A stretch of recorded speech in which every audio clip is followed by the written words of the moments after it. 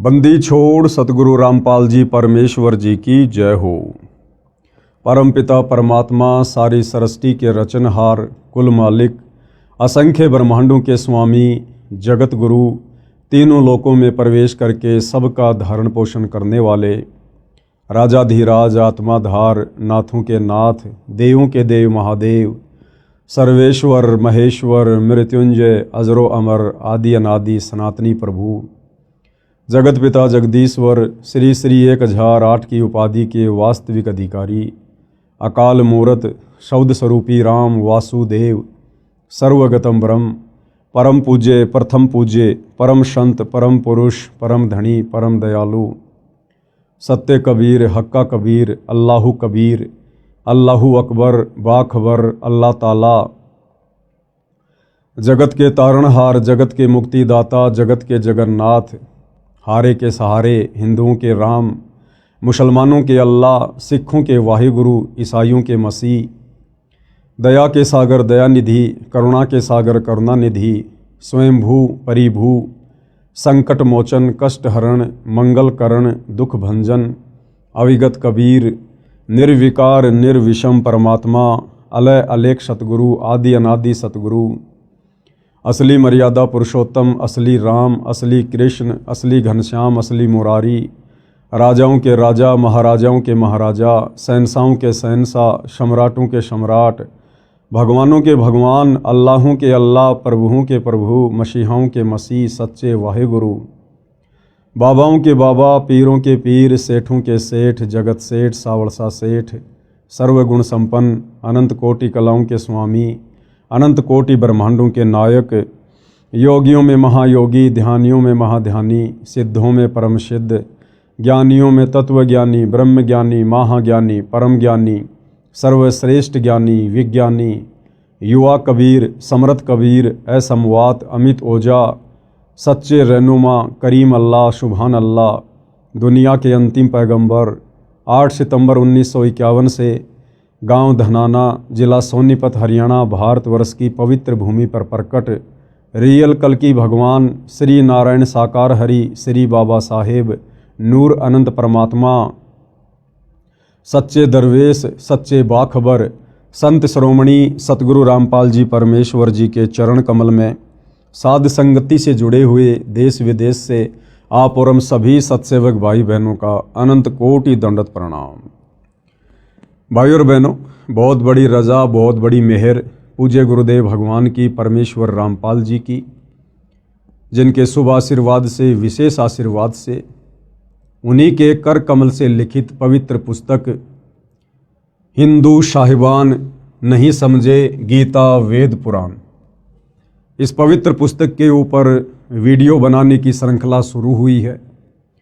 इस श्रृंखला में आज हमारा ये पहला वीडियो है और विशेषकर हिंदू समाज से जुड़े हुए उन सभी भाई बहनों से मैं निवेदन करूंगा, प्रार्थना करूंगा, विनती करूंगा कि आप जी इस पवित्र पुस्तक को बहुत ही ध्यानपूर्वक और धैर्यपूर्वक देखने का कष्ट करें।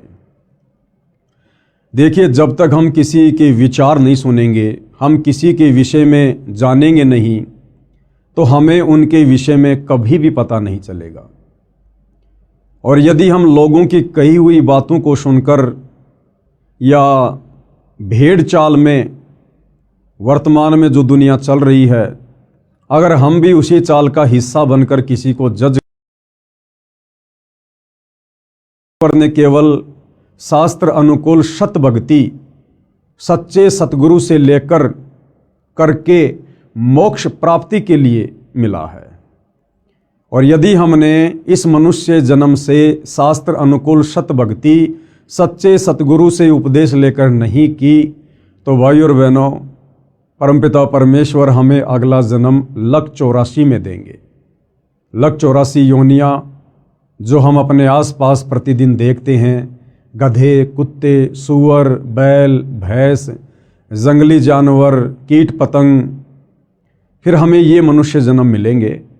और आज जो सुख सुविधा हमें प्राप्त है इस मनुष्य जीवन में, फिर उन लक 84 वाले शरीरों में ये सुविधा हमें कदापि प्राप्त नहीं होगी।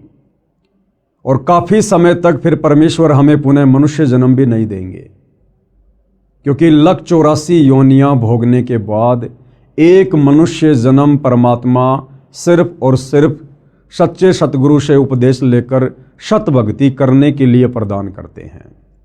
इसलिए भाइयों और बहनों, आप इस मनुष्य जन्म की कीमत को समझिए और ये मनुष्य जन्म जिन श्वासों के ऊपर टिका हुआ है उन श्वासों की कीमत को समझिए। सतगुरु रामपाल जी क्या समझाना चाहते हैं, क्या संदेशा वो समाज को देना चाहते हैं, क्यों उन्होंने सन 1994 से अपना जीवन परमार्थ के कार्यों के लिए न्योछावर कर दिया और वर्तमान में भी पूरी तरह से संघर्षरत हैं परमार्थ के लिए। तो महापुरुषों के जीवन में जब तक हम झांक कर देखेंगे नहीं भाई और बहनों, हम सच्चाई से रूबरू नहीं हो सकते हैं।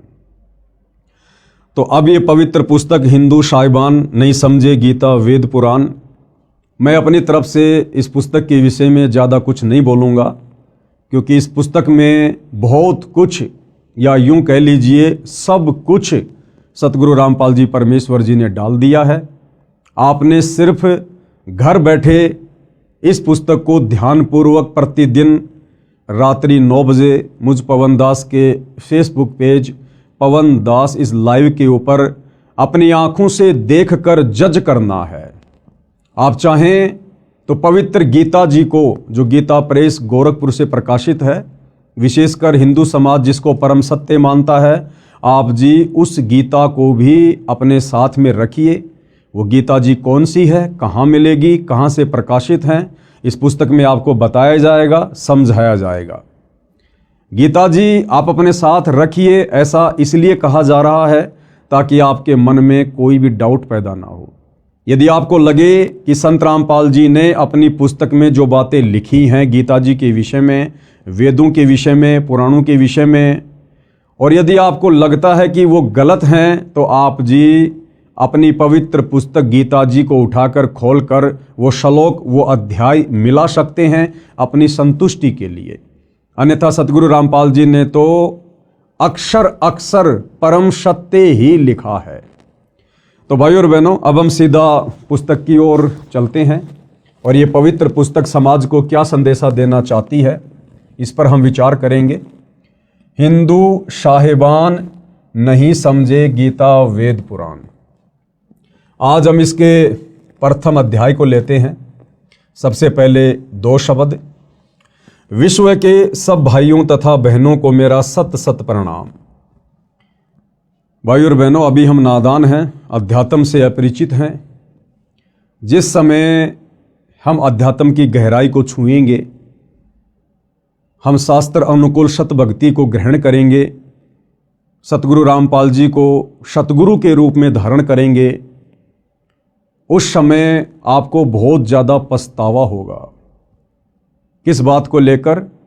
कि हम नादान प्राणियों को समझाने के लिए सतगुरु रामपाल जी हमें कह रहे हैं सत सत प्रणाम, जबकि अनंत बार कोटि कोटि प्रणाम हम लोगों ने सतगुरु रामपाल जी के चरणों में कहना चाहिए।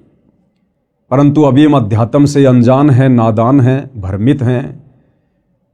हर धर्म के प्रत्येक धर्म गुरु ने समस्त समाज के अनुयायियों को शास्त्र विरुद्ध साधना पर लगाकर भक्ति और भगवान से कोसों दूर कर दिया है, और भगत समाज सच्चे गुरु की पहचान करना भी भूल चुका है। क्योंकि किसी भी धर्म का व्यक्ति हो, वो केवल उस धर्म की पुस्तकों का नाम तो जानता है, लेकिन पुस्तकों के अंदर ज्ञान क्या छुपा हुआ है, वो पुस्तकें कहना क्या चाहती हैं, समझा क्या रही हैं, वो ना हमारे धर्म गुरुओं को पता है और ना आम नागरिकों को पता है। और जब हमें इस बात का पता चलेगा सतगुरु रामपाल जी से उपदेश लेकर या उनके सत्संग सुनकर, उसके बाद ये जो शब्द यहाँ लिखे हुए हैं इस पुस्तक में सतगुरु रामपाल जी की तरफ से कि सत सत प्रणाम, उसके बाद हम उनके चरण कमल में कहेंगे गुरुदेव भगवान के चरण कमल में अनंत कोटि दंडवत प्रणाम। हिंदू साहिबानों से मेरा निवेदन है कि इस पुस्तक को निष्पक्ष बुद्धि से दिल थाम कर पूरा पढ़ना। हिंदू समाज के लिए ये पुस्तक संजीवनी है तथा वरदान सिद्ध होगी। आपने संजीवनी बूटी का तो नाम सुना होगा। जब लक्ष्मण जी के प्राण संकट में थे तो हनुमान जी को सेवा दी गई द्रोणागिरी पर्वत से संजीवनी बूटी लाने की। हनुमान जी संजीवनी बूटी लेकर आए, उसका रस श्री लक्ष्मण जी के मुख में डाला गया, तब वे कोमा से बाहर आए, वे होश में आए। इसी प्रकार भाइयों और बहनों, युगों युगों से ये समाज भक्ति और भगवान के नाम पर भ्रमित है।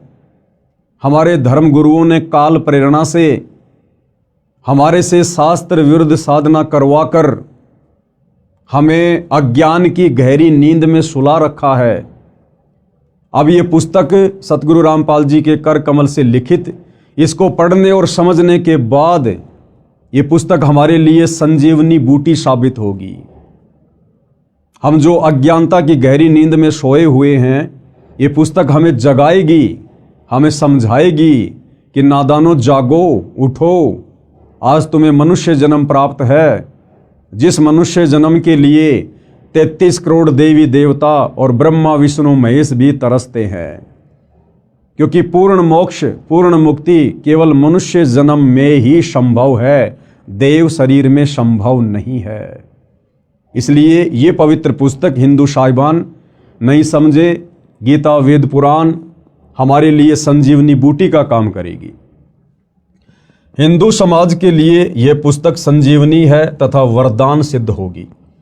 निवेदन, भगतात्मा हिंदुओं से मेरा करबद्ध निवेदन है कि इस पुस्तक के अमृत ज्ञान के सत्य तथा असत्य को जानने के लिए आप गीता प्रेस गोरखपुर से प्रकाशित व मुद्रित तथा श्री जयदयाल गोविंदका जी द्वारा अनुवादित पदछेद अन्वय साधारण भाषा टीका सहित श्रीमद् भगवत गीता साथ रखें।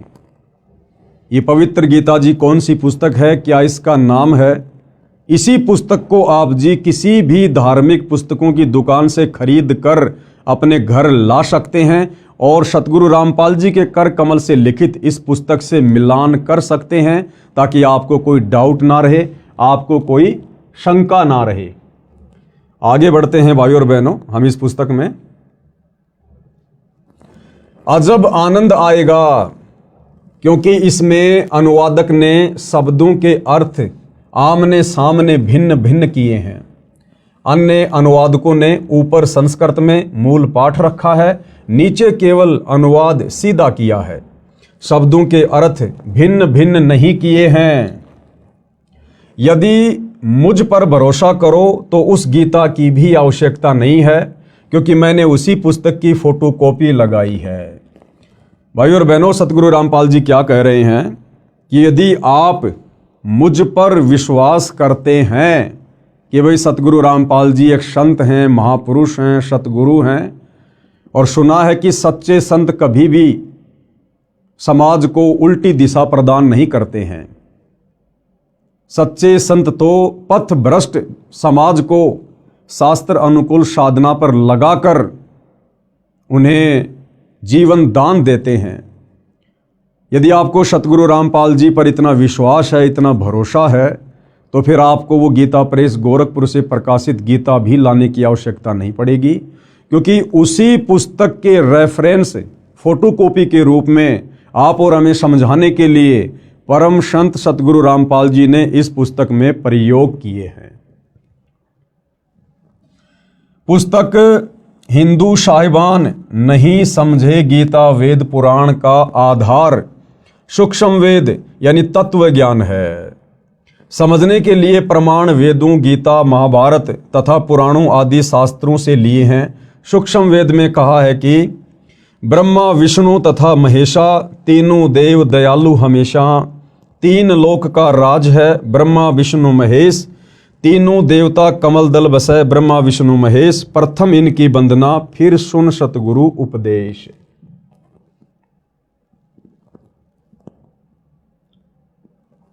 अर्थात सूक्ष्म वेद में अध्यात्म का संपूर्ण ज्ञान है। भाई और बहनों, ध्यान देना, यहाँ पर सतगुरु रामपाल जी ने इस पुस्तक का आधार बताया है सूक्ष्म वेद। अब ये सूक्ष्म वेद क्या है, 99% समाज इस बात से अपरिचित है। हमने तो केवल 4 वेदों के नाम सुने हैं, यजुर्वेद, ऋग्वेद, अथर्ववेद, सामवेद। अब ये 5वां वेद कौन सा आ गया? ये 5वां वेद इन 4 वेदों का बाप है, इनका पिता है। अध्यात्म से संबंधित कंप्लीट ज्ञान, पूर्ण मुक्ति का मार्ग जो इन 4 वेदों में नहीं है, पवित्र गीता जी में नहीं है, 18 पुराणों में नहीं है, मुसलमानों की तौरात, जबूर, इंजिल, हदीसों में नहीं है, कुरान मजीद, कुरान शरीफ में नहीं है, सिखों के गुरु ग्रंथ साहिब में नहीं है, ईसाइयों की बाइबल में नहीं है, वो कंप्लीट अध्यात्म का ज्ञान, कंप्लीट कोश, कंप्लीट सलेबस 5वें वेद सूक्ष्म वेद में है।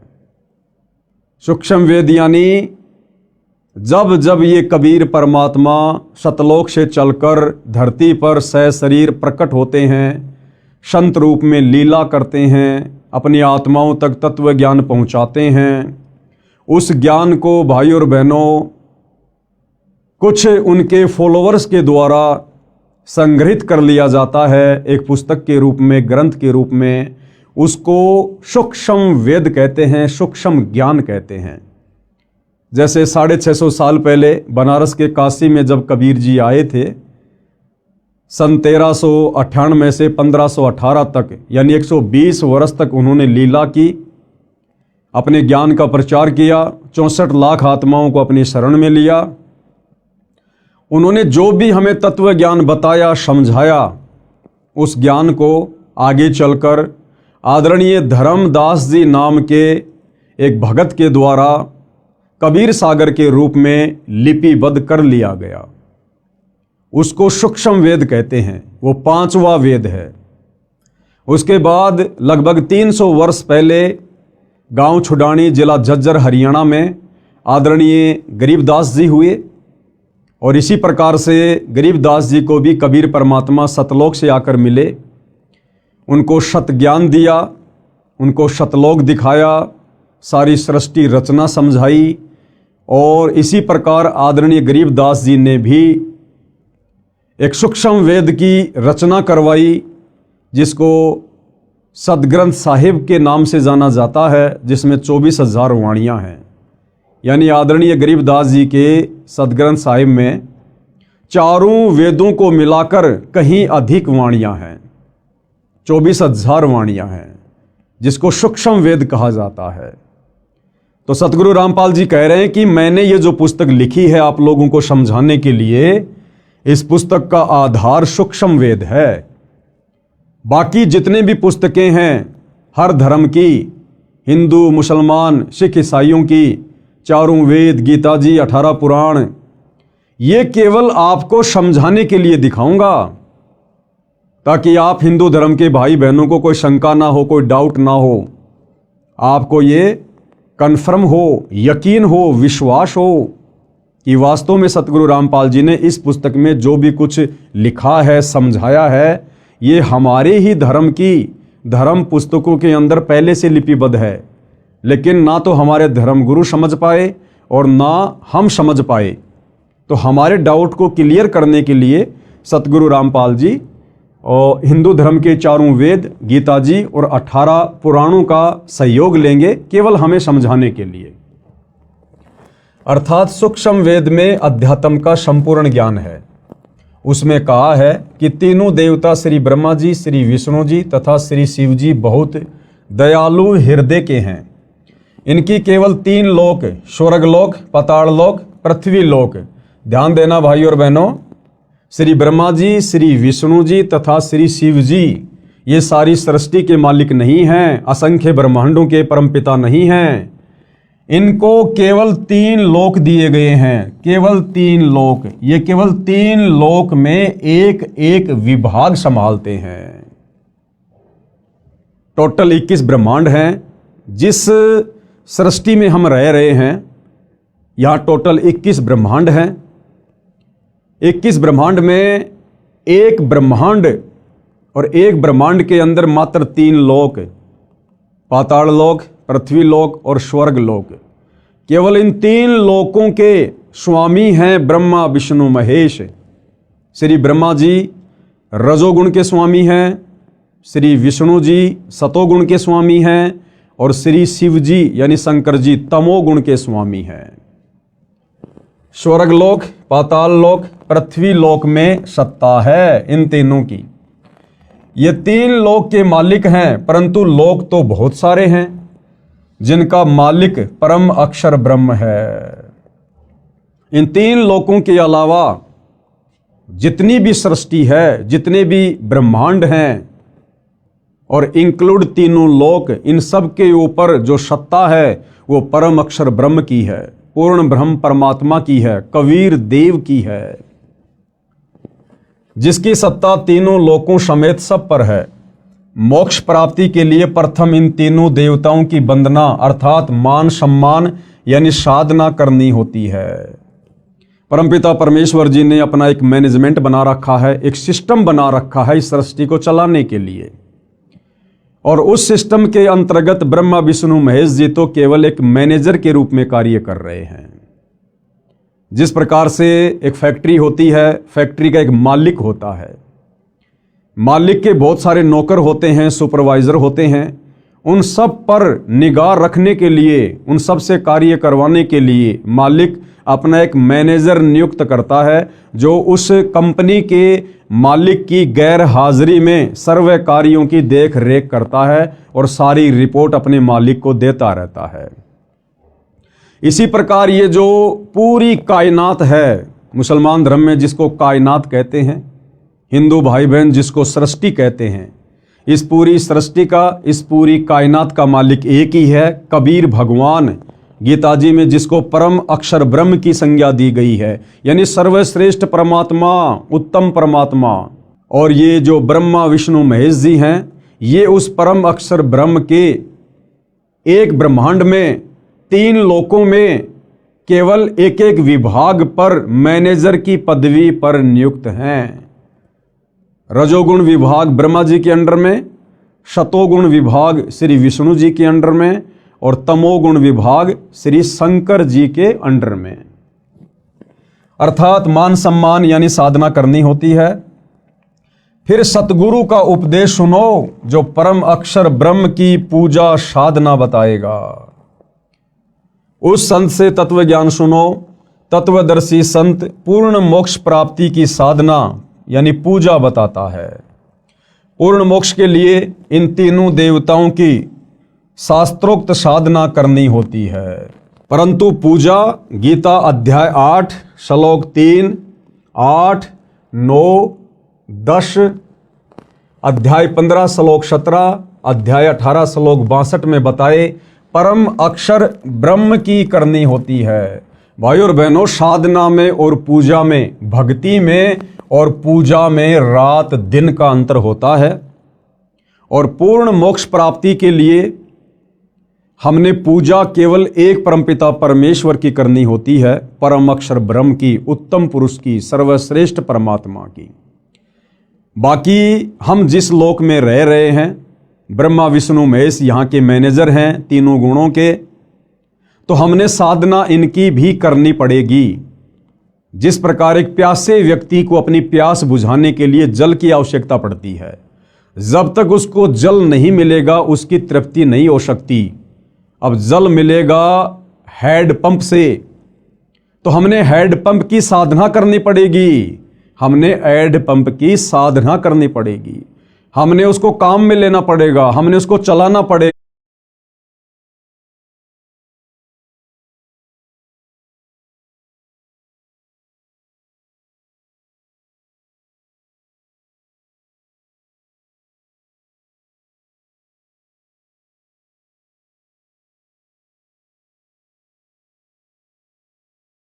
तो इसी प्रकार भाइयों और बहनों, पूर्ण मोक्ष के लिए, पूर्ण मुक्ति के लिए, सनातन परम धाम सतलोक में जाने के लिए हमने पूजा तो करनी पड़ेगी परम अक्षर ब्रह्म की, कबीर देव की। लेकिन उसके लिए हमने साधना करनी पड़ेगी यहाँ के तीनों देवताओं की। हमारा ये जो मनुष्य शरीर है, स्त्री या पुरुष का, इसमें कमल दल हैं जिनमें देवी देवताओं का वास है। आगे चलकर इसी पुस्तक में हम पढ़ेंगे। तो हमने केवल साधना करनी है ब्रह्मा विष्णु महेश जी की, जबकि पूजा सतगुरुदेव के बताए अनुसार परम अक्षर ब्रह्म की ही करने से हमारी मुक्ति होगी, हमारा मोक्ष होगा। परम अक्षर ब्रह्म को गीता अध्याय 8 श्लोक 9 तथा अध्याय 15 श्लोक 17 में गीता ज्ञान देने वाले ने अपने से अन्य बताया है। अब वो परम अक्षर ब्रह्म कौन है, उत्तम पुरुष कौन है, पूजा के योग्य एक परमात्मा कौन है, उसकी जानकारी गीता के ज्ञान देने वाले भगवान ने। अब आप जी गीता का ज्ञान देने वाला भगवान श्री कृष्ण जी को मानते हैं या श्री विष्णु जी को मानते हैं या काल ब्रह्म को मानते हैं, ये आपको स्पष्ट रूप से उस समय पता चलेगा जब आप सतगुरु रामपाल जी के सत्संग सुनना शुरू करेंगे या फिर इस पुस्तक को धैर्य पूर्वक पूरा पढ़ेंगे, जितने भी वीडियो बनेंगे। तो गुरुदेव भगवान कह रहे हैं कि वो जो परम अक्षर ब्रह्म है, केवल उसी की पूजा का विधान है। उस परम अक्षर ब्रह्म को गीता के ज्ञान देने वाले भगवान ने अपने से अन्य बताया है। यानी इस पवित्र पुस्तक गीता जी का ज्ञान देने वाला भगवान अर्जुन से कह रहा है कि अर्जुन, मेरी भक्ति से पूर्ण मुक्ति नहीं है, पूर्ण मोक्ष नहीं है। अगर तुझे सनातन परम धाम में जाना है, पूर्ण मोक्ष प्राप्त करना है, तुझे कभी भी लक 84 में गधा कुत्ता सूअर नहीं बनना है, नरक में स्वर्ग में नहीं जाना है। तुझे केवल सनातन परम धाम में जाना है, जहां जाने के बाद प्राणी फिर कभी लौटकर इस संसार में वापस दुख भोगने के लिए नहीं आता है। वो परम अक्षर ब्रह्म, वो तो मेरे से अलग है, मेरे से अन्य है। और गीता जी में गीता ज्ञान देने वाला भगवान कहाँ कहाँ किन किन श्लोकों में अपने से अन्य उस परम अक्षर ब्रह्म की जानकारी दे रहा है, आपको इस पुस्तक में स्पष्ट रूप से पढ़ने और देखने को मिलेगा। परम अक्षर ब्रह्म को गीता अध्याय 8 श्लोक 9 तथा अध्याय 15 श्लोक 17 में गीता ज्ञान देने वाले ने अपने से अन्य बताया है तथा कहा है कि उत्तम पुरुष तू अन्य, पुरुषोत्तम तो मेरे से अन्य हैं। यानी गीता जी का ज्ञान देने वाला भगवान ही कंप्लीट नहीं है, वो सर्वे सर्वा नहीं है, सारी सृष्टि का मालिक नहीं है। गीता ज्ञान देने वाला भगवान तो खुद कह रहा है कि भाई वो पूर्ण ब्रह्म परमात्मा परम अक्षर ब्रह्म तो मेरे से भी अन्य है। वही परमात्मा है, सबका धारण पोषण करने वाला अविनाशी परमेश्वर है। गीता का ज्ञान देने वाला कह रहा है कि अर्जुन, मेरा भी धारण पोषण करने वाला और समस्त संसार के प्राणियों का धारण पोषण करने वाला वही परमात्मा परम अक्षर ब्रह्म है। पूजा तथा साधना का अंतर जानने के लिए आप इसी पुस्तक में पेज नंबर 179 पर पढ़ें, यानी आगे हम पढ़ेंगे। मेरा उद्देश्य, सतगुरु रामपाल जी क्या कह रहे हैं कि उनका क्या मकसद है, क्या उनका उद्देश्य है इस पुस्तक को लिखने का और इस पुस्तक के माध्यम से भगत समाज को जगाने का। विश्व के मानव को सत्य ज्ञान सुनाकर सनातनी बनाना है, सनातनी। क्योंकि पिछला इतिहास बताता है कि पहले केवल एक सनातन पंथ यानी धर्म ही था। तत्व ज्ञान के अभाव से हम धर्मों में बंटते चले गए, जो विश्व में अशांति का कारण बना है। एक दूसरे के जानी दुश्मन बन गए हैं। यह बात विश्व का मानव निर्विरोध मानता है कि सबका मालिक यानी परमात्मा एक है। ये बात तो सभी मानते हैं कि भाई पूरे विश्व का मालिक सबका भगवान एक ही है। परंतु वह कौन है, कैसा है, यानी साकार है या निराकार है, मानव रूप में है या अन्य रूप में है, यह प्रश्नवाचक चिन्ह अभी तक लगा है। जैसे भाइयों और बहनों, कोई व्यक्ति चाहे किसी की भी पूजा करता है, किसी भी धर्म का है, जैसे हिंदू धर्म की हम बात करें, एक व्यक्ति को सारा जीवन बीत जाता है देवी देवताओं की पूजा करते हुए, ब्रह्मा विष्णु महेश की पूजा करते हुए, और जब उस व्यक्ति के ऊपर कोई विशेष आपत्ति, विशेष संकट आता है और जब उसका कहीं कोई समाधान नहीं निकलता है, तो अंत में वो व्यक्ति थक हार कर अंतरात्मा से पुकार करता है कि हे सच्चे परमात्मा, हे सबके मालिक। उस समय वो व्यक्ति भूल जाता है कि मैं तो ब्रह्मा जी का पुजारी हूं, मैं शंकर जी और विष्णु जी का पुजारी हूं, मैं तो देवी देवताओं का पुजारी हूं। उस समय वो व्यक्ति अंतरात्मा से यही पुकार करता है कि हे सच्चे मालिक, हे सबके परमात्मा, हे भगवान। क्योंकि आत्मा उसको आभास है कि परमात्मा तो एक ही है। आत्मा अगर एक है तो उसको पैदा करने वाला परमात्मा भी एक ही है। इसी प्रकार मुसलमान धर्म से जुड़े भाई बहन चाहे कितनी ही मज़ार पूजें, कितना ही मस्जिदों में जाएं, अंत में जब उन पर विशेष आपत्ति आती है तो वो यही कहते हैं, हे अल्लाह, हे सच्चे मौला, हे सबके बादशाह। उस समय वो भूल जाते हैं कि हम अजमेर जाया करते थे चादर चढ़ाने, हम फला फला मज़ार पर जाया करते थे चादर चढ़ाने। उस समय उन आत्माओं को केवल एक परमात्मा याद आता है, क्योंकि हम सभी उसी परमपिता परमेश्वर की आत्माएं हैं। भले आज हमारे को काल ने, शैतान ने विभिन्न धर्मों में, जातियों में, संप्रदायों में, पंथों में बांट दिया है, लेकिन भाइयों और बहनों, वो आत्मा का बंटवारा नहीं कर सकता। और अब वो समय आ गया है उस एक परमपिता परमेश्वर को पहचानने का, जानने का। तो क्या कह रहे हैं गुरुदेव भगवान कि परमात्मा के विषय में, भगवान के विषय में, कि भगवान साकार है या निराकार है, मानव रूप में है या अन्य रूप में है।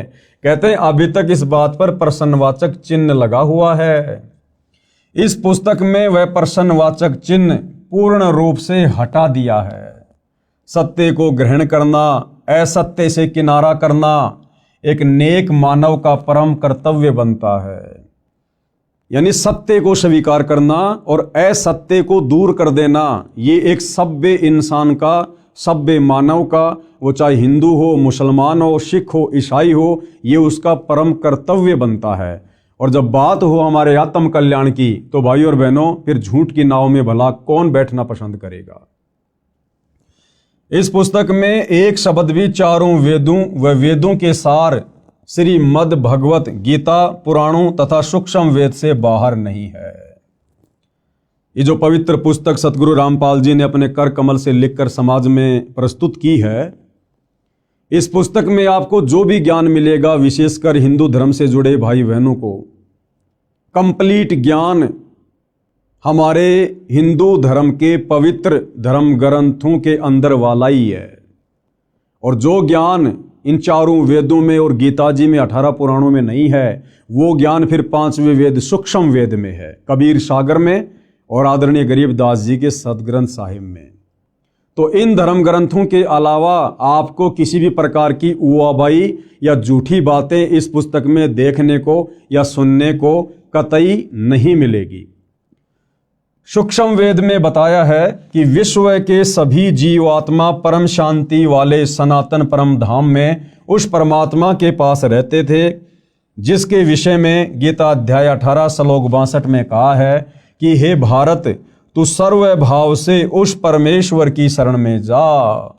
गीता जी का ज्ञान देने वाला भगवान, जिसको हिंदू समाज के भाई बहनों ने अपना परमात्मा मान लिया था, वो गीता जी का ज्ञान देने वाला भगवान भी कह रहा है कि हे भारत, यानी हे अर्जुन, तू सर्व भाव से, यानी हर प्रकार से, और सारी भक्ति छोड़कर, ब्रह्मा विष्णु महेश की भक्ति छोड़कर, देवी देवताओं की भक्ति छोड़कर, और गीता का ज्ञान देने वाले काल ब्रह्म की भक्ति छोड़कर सर्व भाव से उस परमेश्वर की शरण में जा। कौन से परमेश्वर की शरण में? परम अक्षर ब्रह्म की शरण में। उसकी कृपा से ही तू परम शांति को तथा शाश्वत स्थानम सनातन परम धाम यानी सत्य लोक को प्राप्त होगा। उसकी कृपा से ही तू परम शांति। अब भाइयों और बहनों, परम शांति क्या होती है?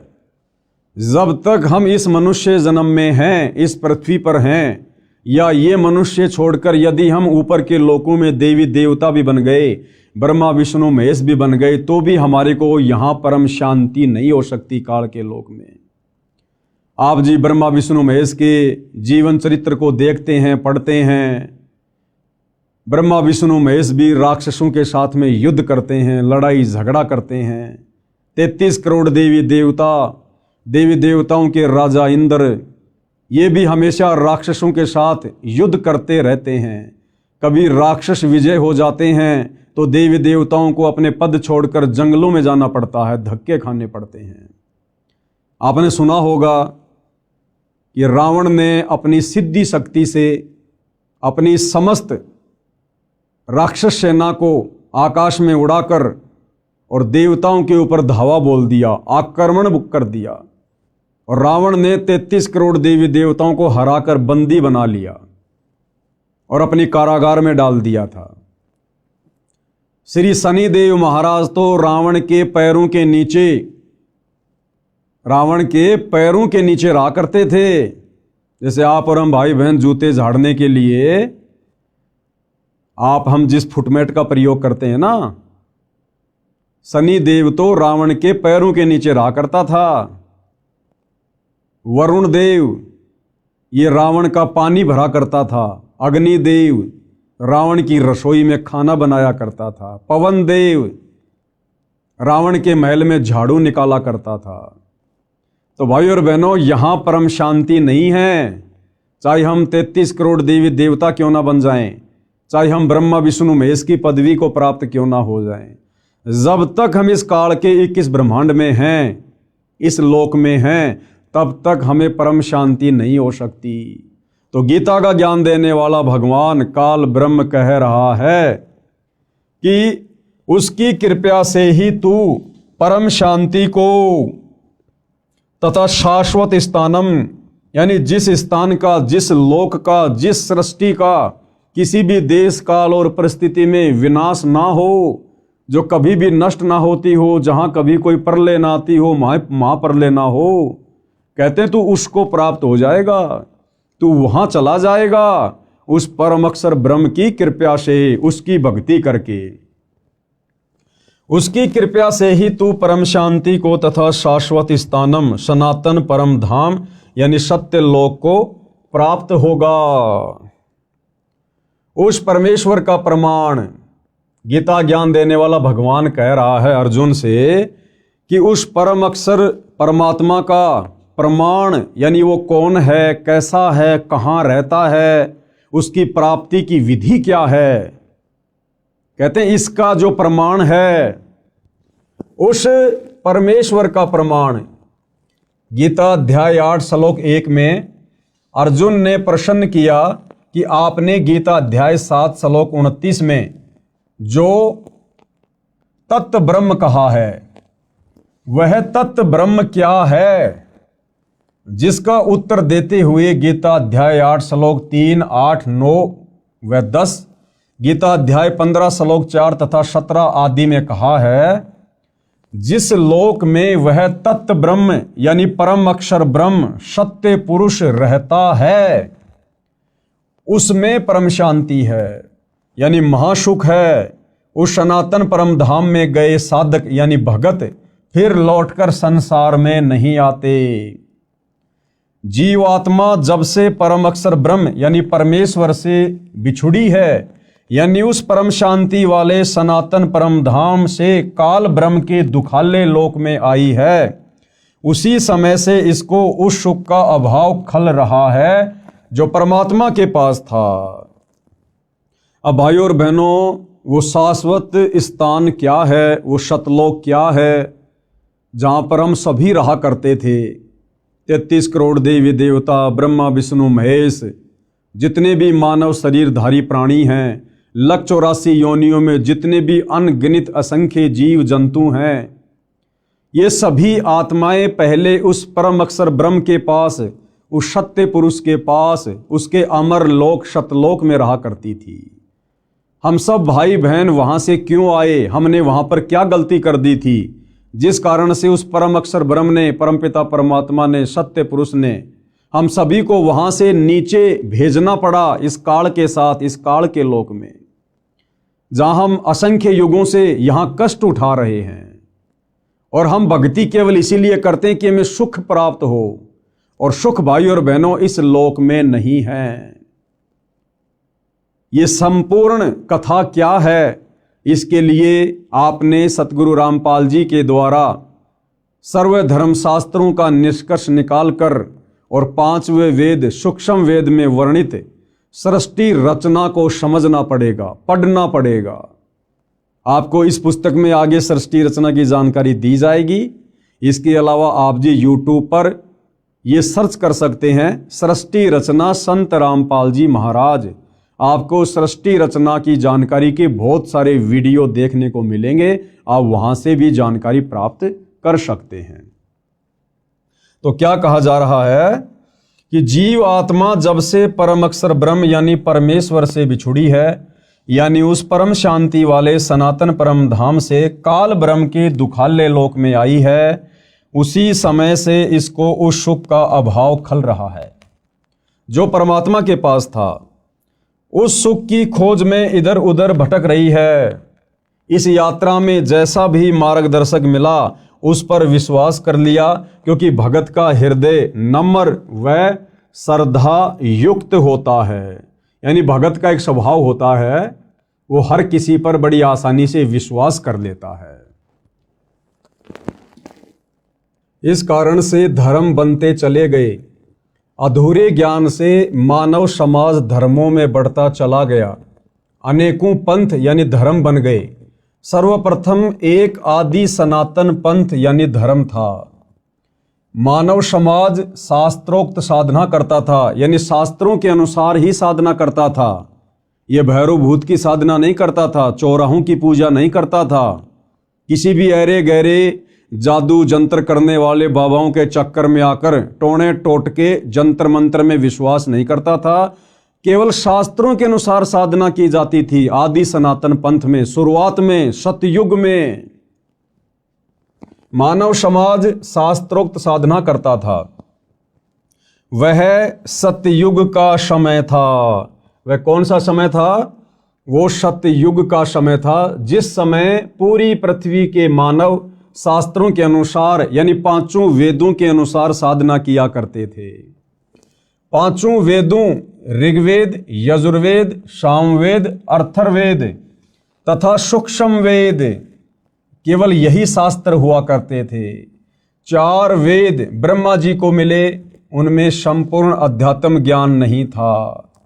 यानी वर्तमान में हिंदू समाज में जो 4 वेद मुख्यतः प्रचलित हैं, सर्वप्रथम ये चारों वेद उनके पिता काल ब्रह्म के द्वारा समुद्र मंथन के माध्यम से ब्रह्मा जी को मिले। ब्रह्मा जी ने आगे वह ज्ञान अपने पुत्रों को दिया, अपने वंशजों को दिया, ब्राह्मणों को दिया।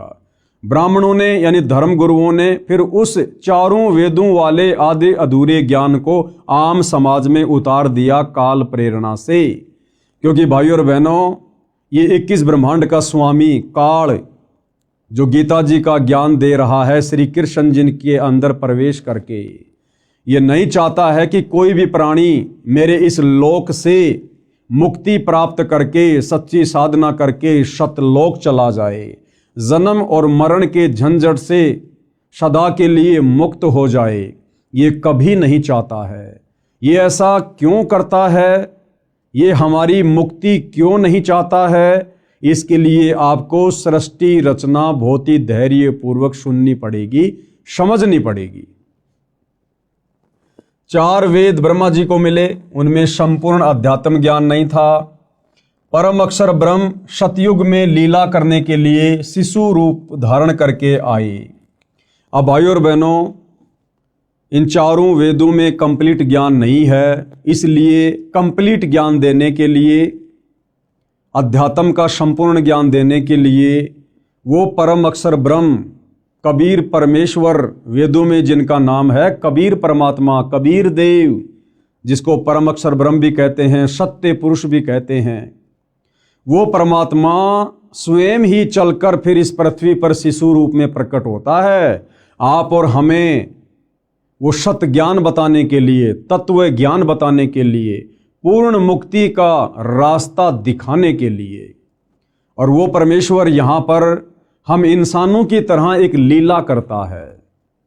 भाइयों और बहनों, यदि हम इंसानों को ज्ञान समझाना है तो परमेश्वर हम इंसानों के बीच में इंसान ही बनकर आते हैं। वे तो परमात्मा हैं, समर्थ हैं, वो तो जो चाहे सो कर सकते हैं, कोई भी रूप धारण कर सकते हैं। उनके पास तो अनंत कोटि सिद्धियां होती हैं, वो तो समस्त सिद्धियों के स्वामी हैं। वो परमेश्वर तो हाथी का रूप भी धारण कर लेगा, लेकिन क्या हम इंसान उस हाथी की भाषा समझने में समर्थ हैं? बिल्कुल नहीं। इसलिए उस परमपिता परमेश्वर ने, परम अक्षर ब्रह्म ने, सत्य पुरुष ने, कबीर देव ने, सर्वश्रेष्ठ परमात्मा ने हम मनुष्यों को समझाने के लिए मनुष्यों जैसी लीला करते हुए शिशु रूप में धरती पर प्रकट होना पड़ता है। और वो परमात्मा सतयुग में भी आता है, प्रकट होता है, लीला करता है, अपना ज्ञान बताता है। त्रेता युग में भी आता है, अनेकों बार आता है, बार बार आता है। द्वापर में भी आता है, कलयुग में भी 650 साल पहले कबीर दास नाम से आए हमें ज्ञान समझाने के लिए।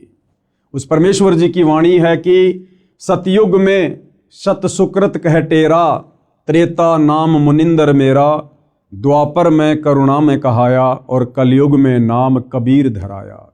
सतयुग में वो सत्य पुरुष परम अक्षर ब्रह्म कबीर देव सत सुकृत ऋषि के नाम से प्रकट हुए, त्रेता में मुनिंदर ऋषि के नाम से प्रकट हुए, द्वापर में करुणा में ऋषि के नाम से प्रकट हुए और कलयुग में 650 वर्ष पहले कबीर नाम से प्रकट हुए।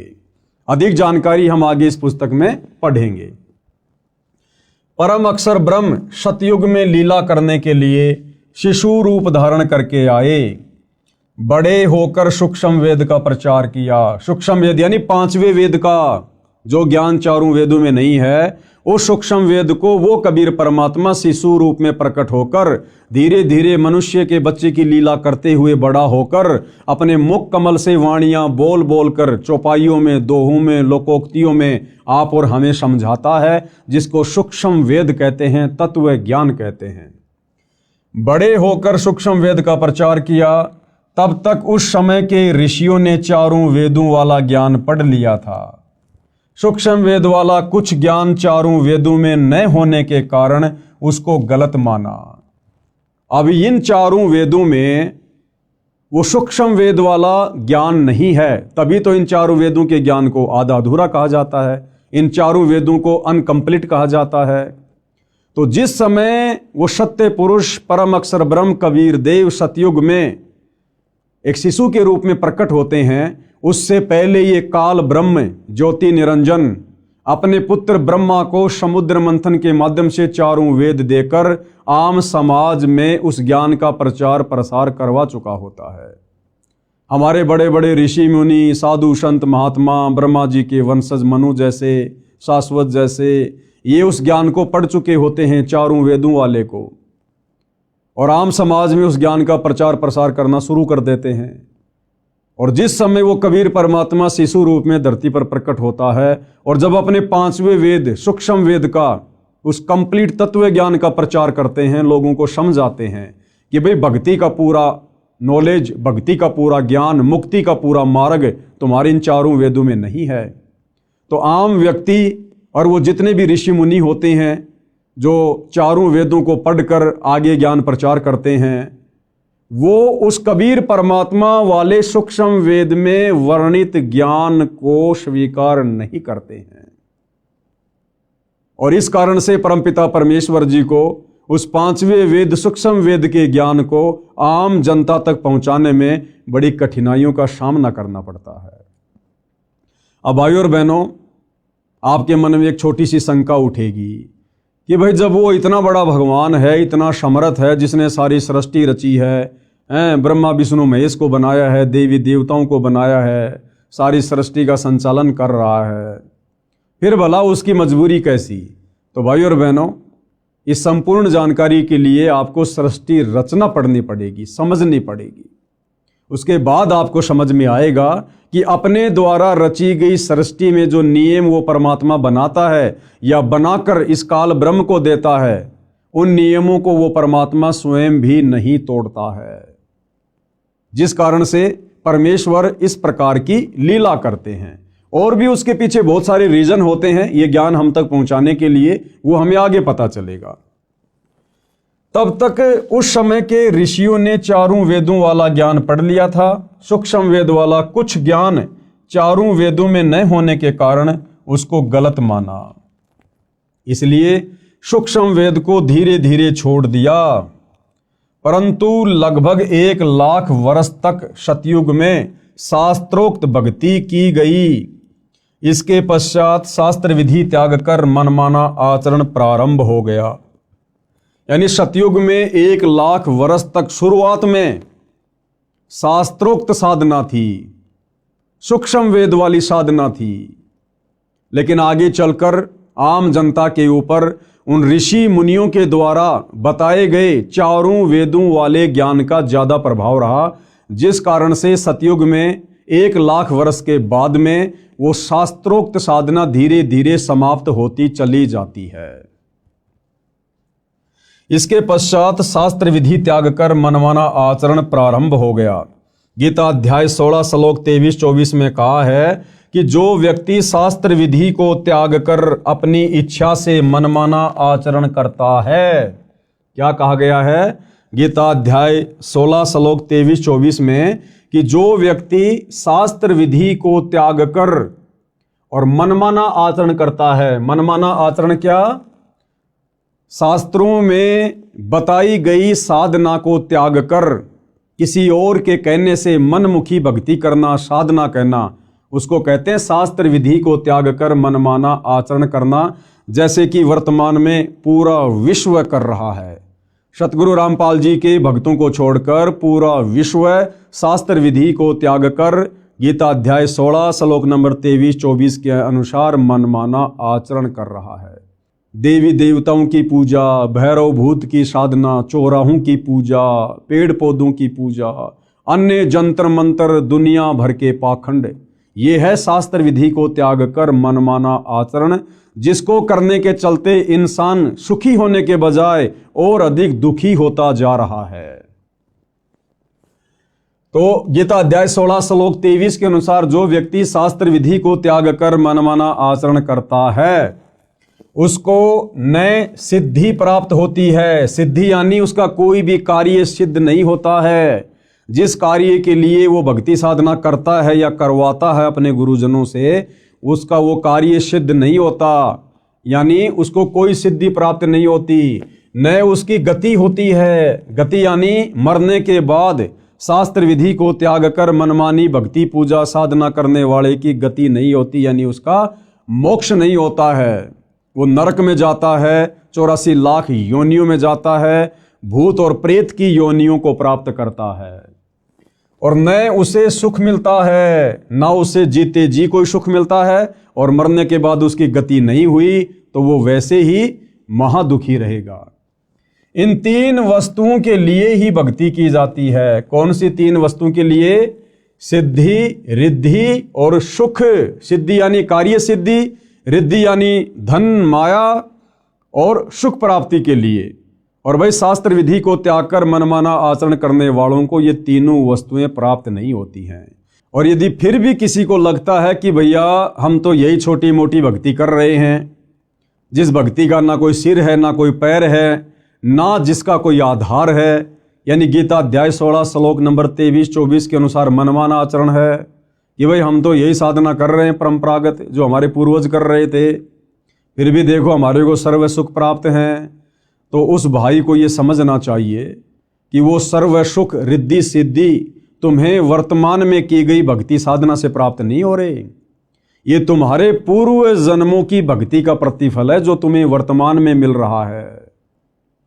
तुम्हारी वर्तमान साधना से तुम्हें कोई किसी प्रकार का लाभ नहीं हो सकता है। ये जब कभी तुम्हें पहले मनुष्य जन्म प्राप्त था और उस समय तुमने जो और जैसी थोड़ी बहुत शास्त्रों के अनुसार सत भक्ति की, उस सत भक्ति के कारण तुम्हारी जो भक्ति कमाई तुम्हारे भक्ति वाले अकाउंट में जमा हो गई थी, वर्तमान मनुष्य जन्म में केवल तुम्हें उसी भक्ति से वो लाभ हो रहे हैं। जिस प्रकार भाइयों और बहनों, आपने लाइट में इन्वर्टर लगाकर बैटरी को फुल चार्ज कर लिया और लाइट अचानक से चली गई, लाइट अचानक से चली गई, आपका इन्वर्टर अभी भी उस पलक में लगा हुआ है, उस पॉइंट में लगा हुआ है जिसमें लाइट नहीं आ रही है, और आपके पंखे भी चल रहे हैं, आपकी बैटरी भी चल रही है, क्योंकि आपका इन्वर्टर काम कर रहा है, भले लाइट चली गई। अब कोई व्यक्ति ये कहे भैया ये तुम्हारी जो लाइट है, तुम्हारी जो पंखे हैं ना, ये लाइट से नहीं चल रहे, बिजली से नहीं चल रहे, क्योंकि बिजली तो आ ही नहीं रही। और वो व्यक्ति कहेगी नहीं, ये लाइट से ही चल रहे हैं, देखो मैंने मेरा इन्वर्टर लाइट में लगा रखा है। भाइयों और बहनों, वर्तमान में लाइट नहीं आ रही है, लेकिन लाइट में चार्जर लगाकर उसने जो बैटरी चार्ज कर रखी थी, उस बैटरी से फिलहाल उसको वो सुविधा मिल रही है, पंखे चल रहे हैं, ट्यूब जल रही है। और जब वो बैटरी डिस्चार्ज हो जाएगी, उस समय उसकी सारी सुविधाएं स्वतः बंद हो जाएगी। ठीक इसी प्रकार भाइयों और बहनों, वर्तमान में सतगुरु रामपाल जी के भक्तों के अलावा पृथ्वी पर कोई भी प्राणी, वो चाहे पृथ्वी लोक में हो चाहे देवलोक में हो, वो शास्त्र अनुकूल सत भक्ति नहीं कर रहे हैं। और फिर भी यदि उन्हें सर्व सुख प्राप्त हैं, तो किसी पूर्व जन्म में उन्होंने जो शास्त्र अनुकूल सत भक्ति की थी, अपनी जो बैटरी चार्ज की थी, आज अपनी खुद की वो बैटरी चार्ज की गई भक्ति कमाई खा रहे हैं, खर्च कर रहे हैं। चाहे कोई सरपंच बना हुआ है, चाहे कोई एमएलए है, एमपी है, मंत्री है, मुख्यमंत्री है, प्रधानमंत्री है या राष्ट्रपति है, जो व्यक्ति वर्तमान में सतगुरु रामपाल जी को सतगुरु धारण करके सत भक्ति नहीं कर रहा है, वो व्यक्ति अपने पूर्व जन्मों की भक्ति मलाई खा रहा है, खर्च कर रहा है। और एक दिन वो बैटरी डिस्चार्ज होगी और फिर उस व्यक्ति के ऊपर वो समस्त आपत्तियां, आपदाएं आनी शुरू हो जाएंगी, जो एक भक्तिहीन प्राणी के ऊपर ऑलरेडी आ रही है। इसलिए भाइयों और बहनों, सत भक्ति रूपी चार्जर वर्तमान में पूरी पृथ्वी पर केवल सतगुरु रामपाल जी के पास में है।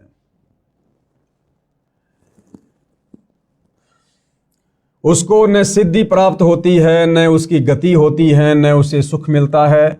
इन तीन वस्तुओं के लिए ही भक्ति की जाती है। संत गरीबदास जी ने सूक्ष्म वेद में कहा है, आदि सनातन पंथ हमारा, जानत नहीं इसे संसारा। अब ये आदरणीय गरीबदास जी कौन है, इनका सूक्ष्म वेद क्या है, ये सारी जानकारी आपको आगे इसी पुस्तक में मिलेगी। संत गरीबदास जी ने सूक्ष्म वेद में कहा है, आदि सनातन पंथ हमारा और जानत नहीं इसे संसारा। सट दर्शन सब खटपट होई, हमरा पंथ ना पावे कोई। सट दर्शन सब खटपट होई, सट दर्शनी साधु, ये गिरी, पुरी, नागा, वैष्णव, ओगट, इस प्रकार के जो संप्रदाय हैं, इनको सट दर्शनी साधु कहा जाता है। कहते हैं ये तो केवल उआबाई बक रहे हैं, उल्टी साधना कर रहे हैं, मनमाना आचरण कर रहे हैं। इन सट दर्शनी साधु संतों की, इन पंथों की साधना शास्त्रों के अनुसार नहीं है। हमरा पंथ ना पावे कोई। आदरणीय गरीबदास जी कह रहे हैं कि हमारे पंथ में जो शास्त्र अनुकूल साधना है, उसको कोई प्राप्त नहीं कर पा रहा है। इन पंथों से वह पंथ अलैदा, इन सट दर्शनी पंथों से उस परमपिता परमेश्वर का, अक्षर पुरुष का, सत्य पुरुष का जो पंथ है, जो भक्ति मार्ग है, वो अलग है, क्योंकि वो पांचवें वेद सूक्ष्म वेद के ऊपर आधारित है। और पंथों बीच सब ज्ञान है बैदा, और बाकी जितने भी पंथ हैं, धर्म है, उनमें जो ज्ञान है वो बैदा यानी बेकार है, व्यर्थ है, उससे मुक्ति नहीं हो सकती, लक 84 से पीछा नहीं छूट सकता। अर्थात हमारा आदि सनातन पंथ है, जिसको संसार के व्यक्ति नहीं जानते। वह आदि सनातन पंथ सब पंथों से भिन्न है। गीता अध्याय 17 श्लोक 23 में कहा है कि पूरा यानी सृष्टि की आदि में यानी शुरुआत में जिस ब्राह्मण यानी सच्चिदानंद घन ब्रह्म की साधना 3 नामों ओम तत् सत वाली की जाती थी, जो 3 विधि से सुमरण किया जाता है, सब ब्राह्मण यानी भगत यानी साधक उसी वेद जिसमें ये 3 नाम का मंत्र लिखा है उसके आधार से यज्ञ साधना करते थे। विशेष ये 3 नाम मंत्र 4 वेदों में नहीं है, केवल सूक्ष्म वेद में है, 5वें वेद में है। गीता जी अध्याय 17 श्लोक 23 में ओम तत् सत इति निर्देश ब्रह्मण त्रिविध समर्थे, ये जो 3 मंत्र हैं ओम तत् सत, ओम तो सीधा सीधा है, तत् और सत ये सांकेतिक है। ये केवल तत्वदर्शी संत ही बता सकता है, पृथ्वी पर अन्य को नहीं पता कि तत् और सत के रूप में वो वास्तविक भक्ति मंत्र क्या हैं। तो गुरुदेव भगवान कह रहे हैं कि इन 4 वेदों में और गीता जी में ओम तत् सत ये तीनों मंत्र पूर्णतया खुलासे के साथ में नहीं है। उसको देने के लिए स्वयं पूर्ण ब्रह्म परमात्मा अक्षर पुरुष ब्रह्म सत्य पुरुष तत्वदर्शी संत के रूप में धरती पर प्रकट होकर ये ज्ञान देता है, जिसके विषय में आगे हम गीता जी में पढ़ेंगे। जिसमें ये 3 नाम का मंत्र लिखा है उसके आधार से यज्ञ साधना करते थे। विशेष ये 3 नाम मंत्र 4 वेदों में नहीं है, ये 3 नाम मंत्र 4 वेदों में नहीं है, गीता जी में नहीं है, मुसलमानों की तौरा जबूर इंजिल और हदीसों में नहीं है, कुरान शरीफ में, कुरान मजीद में नहीं है, गुरु ग्रंथ साहिब में नहीं है, बाइबल में नहीं है। और इन 3 नामों को प्राप्त किए बिना भाई और बहनों हमारी पूर्ण मुक्ति नहीं हो सकती। हम सदा सदा के लिए काललोक से बाहर नहीं निकल सकते, उस सनातन परम धाम को प्राप्त नहीं कर सकते। अब आगे भाई और बहनों हमने बहुत ही सावधानी से इन विषयों को समझने की आवश्यकता है, क्योंकि अभी हम इस पुस्तक की भूमिका को पढ़ रहे हैं और भूमिका को समझे बिना हमें आगे पुस्तक समझ में नहीं आएगी। अब विशेषकर हिंदू समाज में एक शब्द बड़ा प्रचलित है, हर कोई कहेगा हम तो सनातनी हैं, हम सनातनी हैं, हमारा सनातन धर्म है, सनातन धर्म है। जबकि सतगुरु रामपाल जी और उनके भक्तों के अलावा, सतगुरु रामपाल जी के यथार्थ 13वें कबीर पंथ के पंथियों के अलावा इस धरती पर कोई भी व्यक्ति, चाहे वो चारों शंकराचार्य हों या संत महंत मंडलेश्वर हों, उन लोगों को सनातन के स का भी ज्ञान नहीं है, स का भी। ये सनातन क्या है, सनातनी धर्म क्या है, सनातनी पूजा क्या है, अब आपको विस्तार से सुनने और समझने को मिलेगा। गीता अध्याय 4 श्लोक 1 और 2 में स्पष्ट किया है कि हे अर्जुन, यह योग यानी गीता वाला अर्थात 4 वेदों वाला ज्ञान, योग यानी ज्ञान भक्ति, मैंने सूर्य से कहा था। बहुत सारे भाई बहन अपनी नासमझी के चलते, अपने आधे अधूरे आध्यात्मिक ज्ञान के चलते गीता जी के अध्याय 4 श्लोक 1 और 2 में जो स्पष्ट किया गया है कि हे अर्जुन, ये योग यानी ज्ञान, गीता वाला ज्ञान अर्थात 4 वेदों वाला ज्ञान, क्योंकि ये जो गीता जी है ये 4 वेदों का सार है, 4 वेदों का निष्कर्ष है। 4 वेद मिलाकर बहुत मोटे हो जाते हैं, इसलिए ये वेदों वाला ज्ञान ये गीता जी के रूप में कन्वर्ट कर दिया गया। तो 4 वेद कहो या गीता जी कहो, बात एक ही है, 4 वेदों का सार है गीता जी।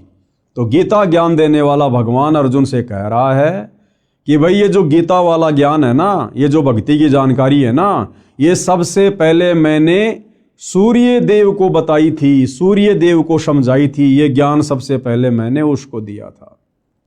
अब बहुत सारे भाई बहन कह देंगे कि भाई ये सूर्य जो आग का गोला है ये भला कैसे ज्ञान समझेगा। भाई यहां पर उस आग के गोले सूर्य को ज्ञान समझाने की बात नहीं कही जा रही। 33 करोड़ देवी देवताओं में एक देव है जिसका नाम है सूर्य देव। ये जो आग का गोला सूर्य है जो हमें रोशनी देता है, ये एक अलग वस्तु है। और इस आग के गोले सूर्य देव के ऊपर जिस देवता का कंट्रोल है, यानी जिस देवता के अंतर्गत ये विभाग आता है, वो सूर्य देव अलग है, वो एक देवता अलग है। जिस प्रकार जल का देवता है वरुण देव, तो जल अलग है, वरुण देव अलग है। वायु का देवता है पवन देव, तो पवन देव अलग है, और वो वायु, वो डिपार्टमेंट अलग है। जिस प्रकार भाई और बहनों परिवहन मंत्री होता है, परिवहन मंत्री, अब परिवहन मंत्री कोई ट्रेन, बस या अन्य कोई साधन थोड़ी होता है। परिवहन मंत्री कोई अलग होता है, उसका नाम अलग होता है, और परिवहन विभाग के ऊपर उस परिवहन मंत्री का कंट्रोल होता है। इसी प्रकार ये जो आग का गोला सूर्य है, ये अलग है, और इस आग के गोले सूर्य के ऊपर जिस देवता का कंट्रोल है वो सूर्य देव अलग है। वो आप और हमारी तरह मनुष्य शरीर में है, वो देव शरीर में है। तो ये ज्ञान सबसे पहले गीता ज्ञान देने वाले भगवान ने, ब्रह्म ने इस सूर्य देव को बताया था।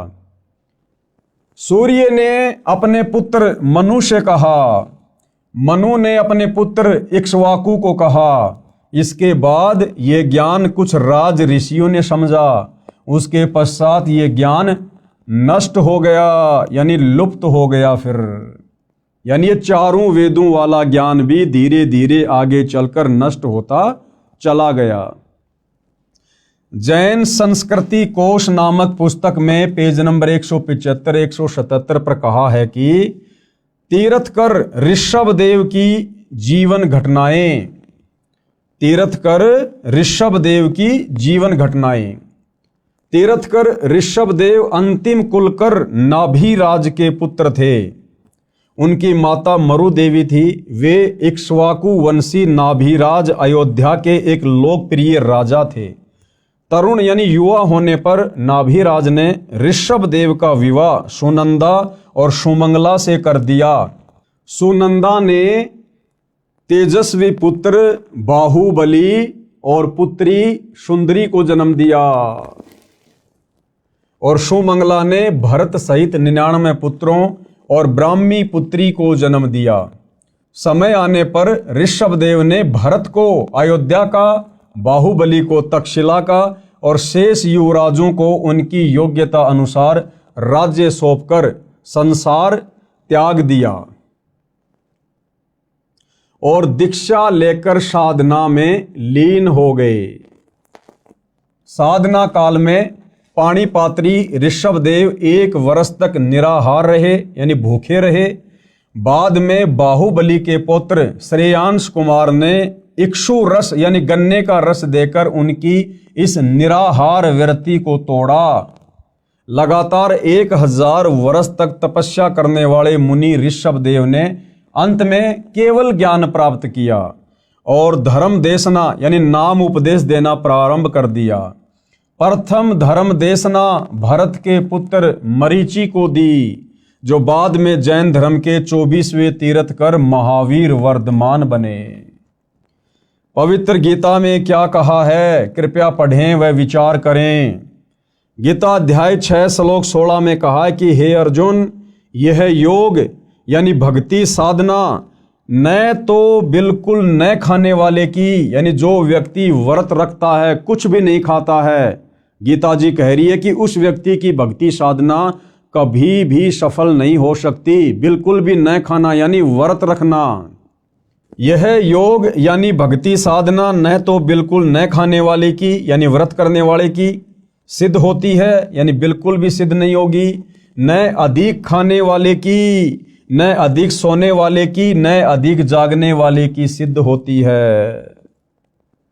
ध्यान देने योग्य, आगे गुरुदेव क्या कह रहे हैं कि ध्यान देने योग्य बातें हैं।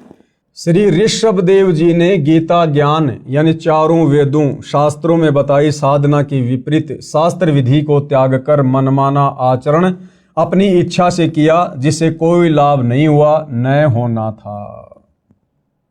यानी ऋषभदेव जी जो कि सतयुग में हुए थे, ऋषभदेव जी ने शास्त्रों में वर्णित साधना को त्याग कर, यानी चारों वेदों में जो भक्ति साधना लिखी हुई है उसका त्याग करके और मनमाना आचरण करना शुरू कर दिया था। और 1000 वर्ष तक वो निराहार रहे। और उसके बाद जब उन्होंने सबसे पहले नाम उपदेश देना शुरू किया तो सबसे पहला उपदेश ऋषभदेव जी ने अपने पोते मारीच को दिया, मारीची को दिया। और वही मारीची वाली आत्मा आगे चलकर जैन धर्म में 24वें तीर्थकर महावीर स्वामी कहलाए। तो विचार करो भाई और बहनों, जब सतयुग में ऋषभ देव जी शास्त्र विधि को त्याग कर मनमाना आचरण करना शुरू कर चुके थे, तो उनसे उपदेश प्राप्त मारीची वाली आत्मा जो आगे चलकर जैन धर्म में 24वें तीर्थकर बने महावीर स्वामी, भला उनके पास में वेदों वाली साधना कहां से होगी। और जैन धर्म की पुस्तक है आओ जैन धर्म को जाने, उस पुस्तक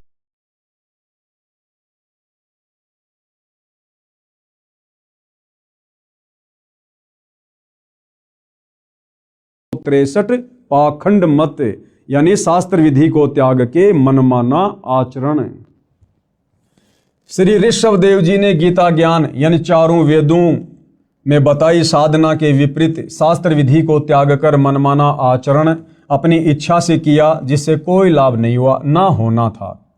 अन्य प्रमाण गीता अध्याय 17 श्लोक 5 और 6 में इस प्रकार कहा है, जो मनुष्य शास्त्र विधि रहित यानी शास्त्र विधि को त्याग कर केवल मन कल्पित घोर तप को तपते हैं, यानी जो साधना गीता में लिखी है, जो साधना चारों वेदों में लिखी है, उसके अनुसार भक्ति साधना ना करके जो मनमुखी रूप से कोई तप करता है, कोई पैदल यात्रा करता है, कोई कावड़ लेके आता है, कोई कैसा कैसा घोर तप करता है, तो कहते हैं कि शास्त्र विधि को त्याग कर केवल मन कल्पित यानी जैसा मन में आया वैसी भक्ति शुरू कर दी, या जैसा किसी ने बता दिया कि भैया फला फला जगह एक पीपल का पेड़ है, उसके चारों तरफ लाल धागा बांधने से ये सुख हो जाएगा, बेटा हो जाएगा। ये होते मन कल्पित कर्म, केवल मन कल्पित घोर तप को तपते हैं। वे शरीर में प्राणियों व कमल चक्रों में विराजमान शक्तियों को तथा हृदय में स्थित मुझको भी दुखी करने वाले हैं, वो कृष करते हैं। उन अज्ञानियों को तू आसुर स्वभाव के जान। भाई गीता ज्ञान देने वाला भगवान हिंदू भाई बहनों को विशेष तौर पर समझना चाहिए। ये गीता जी का ज्ञान पढ़ाया जा रहा आपको, कौन सा अध्याय है, कौन सा श्लोक है। आगे चलकर आपको गीता प्रेस गोरखपुर से प्रकाशित उस गीता के पेज भी दिखाए जाएंगे आपकी संतुष्टि के लिए। तो गीता का ज्ञान देने वाला भगवान खुद कह रहा है कि जो व्यक्ति चारों वेदों में और गीता जी में जो साधना करनी चाहिए, जो लिखी हुई है, उस साधना को ना करके और मन कल्पित घोर तप करते हैं, यानी कावड़ लाना, पैदल यात्रा करना, बद्रीनाथ जाना, केदारनाथ जाना, अन्य घोर साधना करना, कहते हैं उस व्यक्ति को तू राक्षस स्वभाव का जान, आसुर प्रवृत्ति का। और गीता ज्ञान देने वाला कह रहा है कि ऐसे प्राणी इस मनुष्य शरीर में विराजमान कमल दल में देवी देवताओं को भी दुखी करते हैं।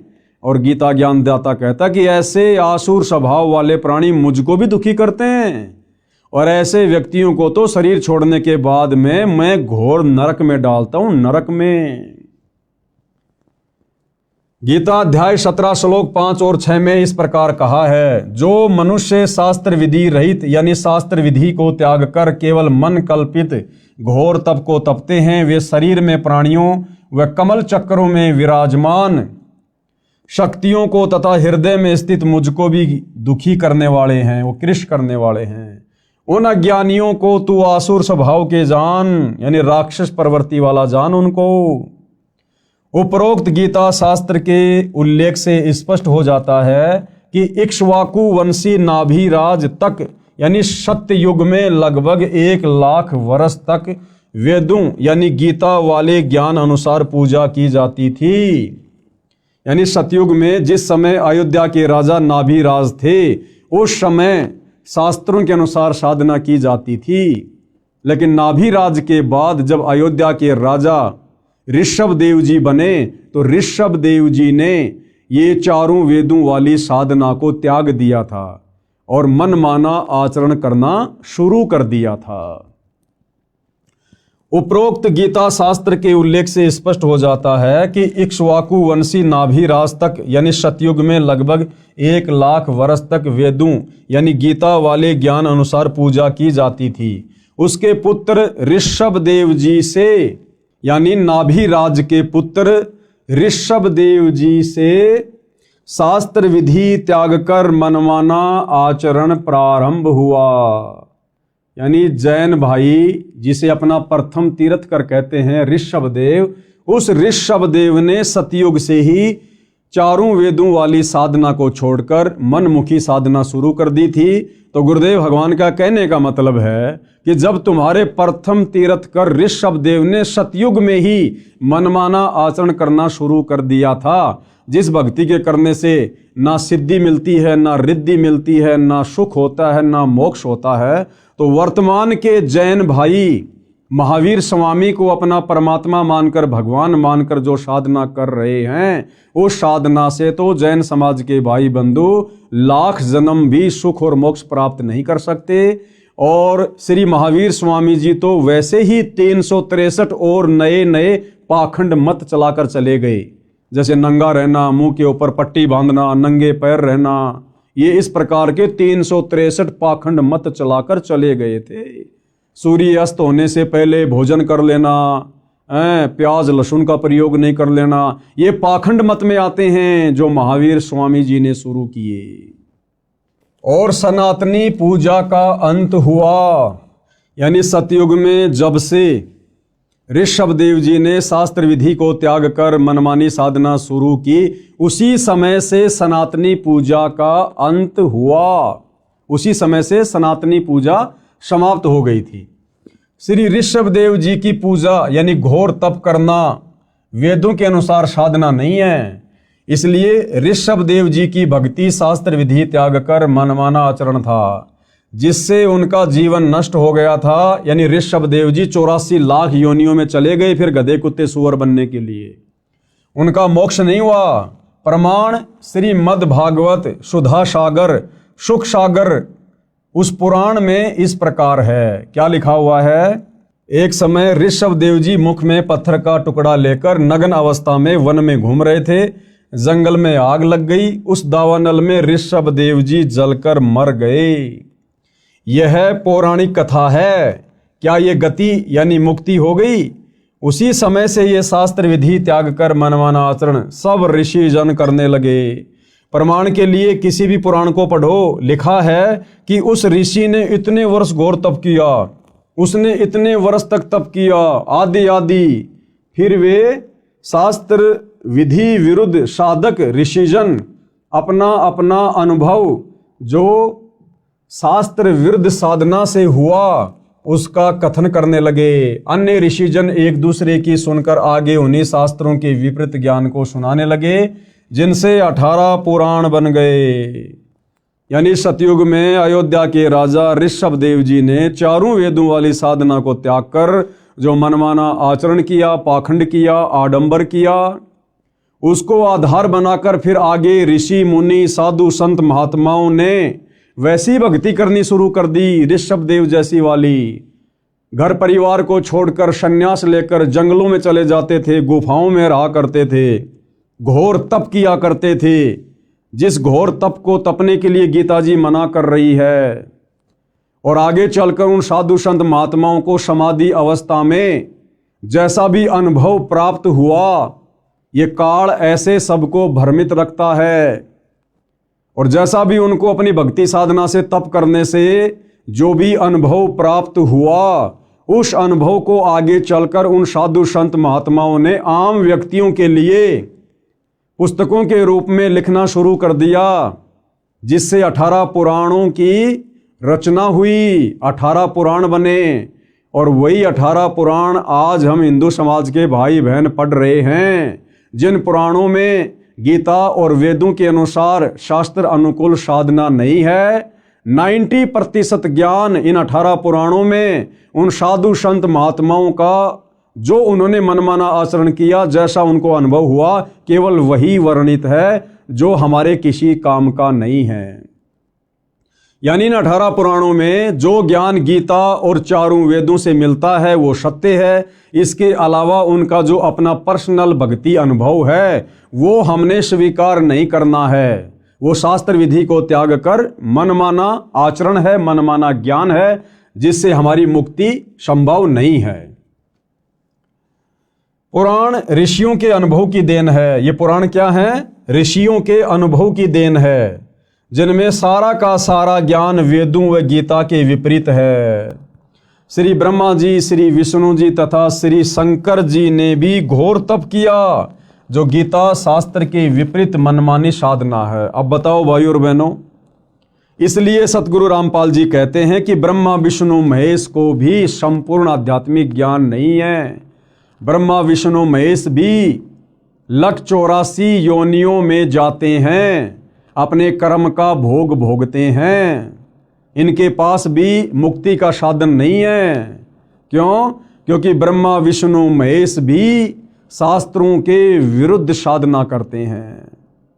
इस कारण से भाइयों और बहनों, उस परमपिता परमेश्वर को, परम अक्षर ब्रह्म को, सत्य पुरुष को, कबीर देव को सत्य साधना बताने के लिए इस पृथ्वी पर स्वयं ही मनुष्य रूप में, मनुष्य के बच्चे के रूप में प्रकट होकर आना पड़ता है, ये ज्ञान आप और हमारे तक पहुंचाने के लिए।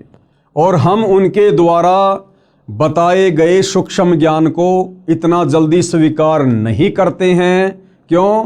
क्योंकि तब तक हमारे ऊपर हमारे धर्म गुरुओं के अज्ञान का बहुत गहरा रंग चढ़ चुका होता है। हम केवल उन ऋषि मुनियों के द्वारा लिखे गए पुराणों वाले ज्ञान को ही सत्य ज्ञान मानकर साधना में लगे हुए होते हैं, जिस कारण से वो सत्य ज्ञान हमें सत्य प्रतीत नहीं होता है। वर्तमान में सनातन धर्म का नाम वैदिक धर्म तथा हिंदू धर्म भी प्रचलित है। यानी सनातन धर्म को ही वैदिक धर्म कहते हैं और हिंदू धर्म भी उसी को कहा जाता है। आदि शंकराचार्य जी ने देवी देवताओं की पूजा का विधान बताया और पुराणों के ज्ञान को सनातन धर्म यानी हिंदू धर्म में दृढ़ता के साथ प्रवेश कर दिया। ये जो हिंदू धर्म है, इसकी शुरुआत आदि शंकराचार्य जी से हुई। आदि शंकराचार्य जी आज से लगभग 3200 वर्ष पहले हुए हैं और उन्होंने यहाँ आकर हम प्राणियों को शास्त्रों के विरुद्ध, चारों वेदों के विरुद्ध देवी देवताओं की पूजा पर आधारित कर दिया, जिस कारण से हिंदू धर्म की शुरुआत हुई। आदि शंकराचार्य जी ने देवी देवताओं की पूजा का विधान बताया और पुराणों के ज्ञान को सनातन धर्म यानी हिंदू धर्म में दृढ़ता के साथ प्रवेश कर दिया। गीता अध्याय 4 श्लोक 1 और 2 को फिर पढ़ते हैं, जिनमें गीता ज्ञानदाता ने अर्जुन से कहा है कि मैंने इस योग यानी गीता वाले वेद ज्ञान को, क्योंकि श्रीमद् भगवत गीता चारों वेदों का सार है यानी संक्षिप्त रूप है, इस तथ्य को पूरा हिंदू समाज मानता है। तो गीता ज्ञानदाता ने क्या कहा कि ये गीता वाला ज्ञान, चारों वेदों वाला ज्ञान सबसे पहले मैंने किसको कहा? सूर्य से कहा था। सूर्य ने अपने पुत्र वैश्वत यानी मनु से कहा और मनु ने अपने पुत्र इक्ष्वाकु से कहा। गीता अध्याय 4 श्लोक 1 में इसका वर्णन है। हे परंतप अर्जुन, इस प्रकार परंपरा से प्राप्त इस योग यानी ज्ञान को यानी गीता उर्फ वेद ज्ञान को राज ऋषियों ने जाना। किसने जाना? इन राज ऋषियों ने जाना। मनु जैसे ने, वैश्वत जैसे ने, इक्ष्वाकु जैसे ने, ये राजाओं के दरबार में रहा करते थे, उनके धर्मगुरु बनकर, राजगुरु बनकर। तो गीता ज्ञान देने वाला भगवान कह रहा कि हे अर्जुन, इस प्रकार इस ज्ञान को इन राज ऋषियों ने जाना।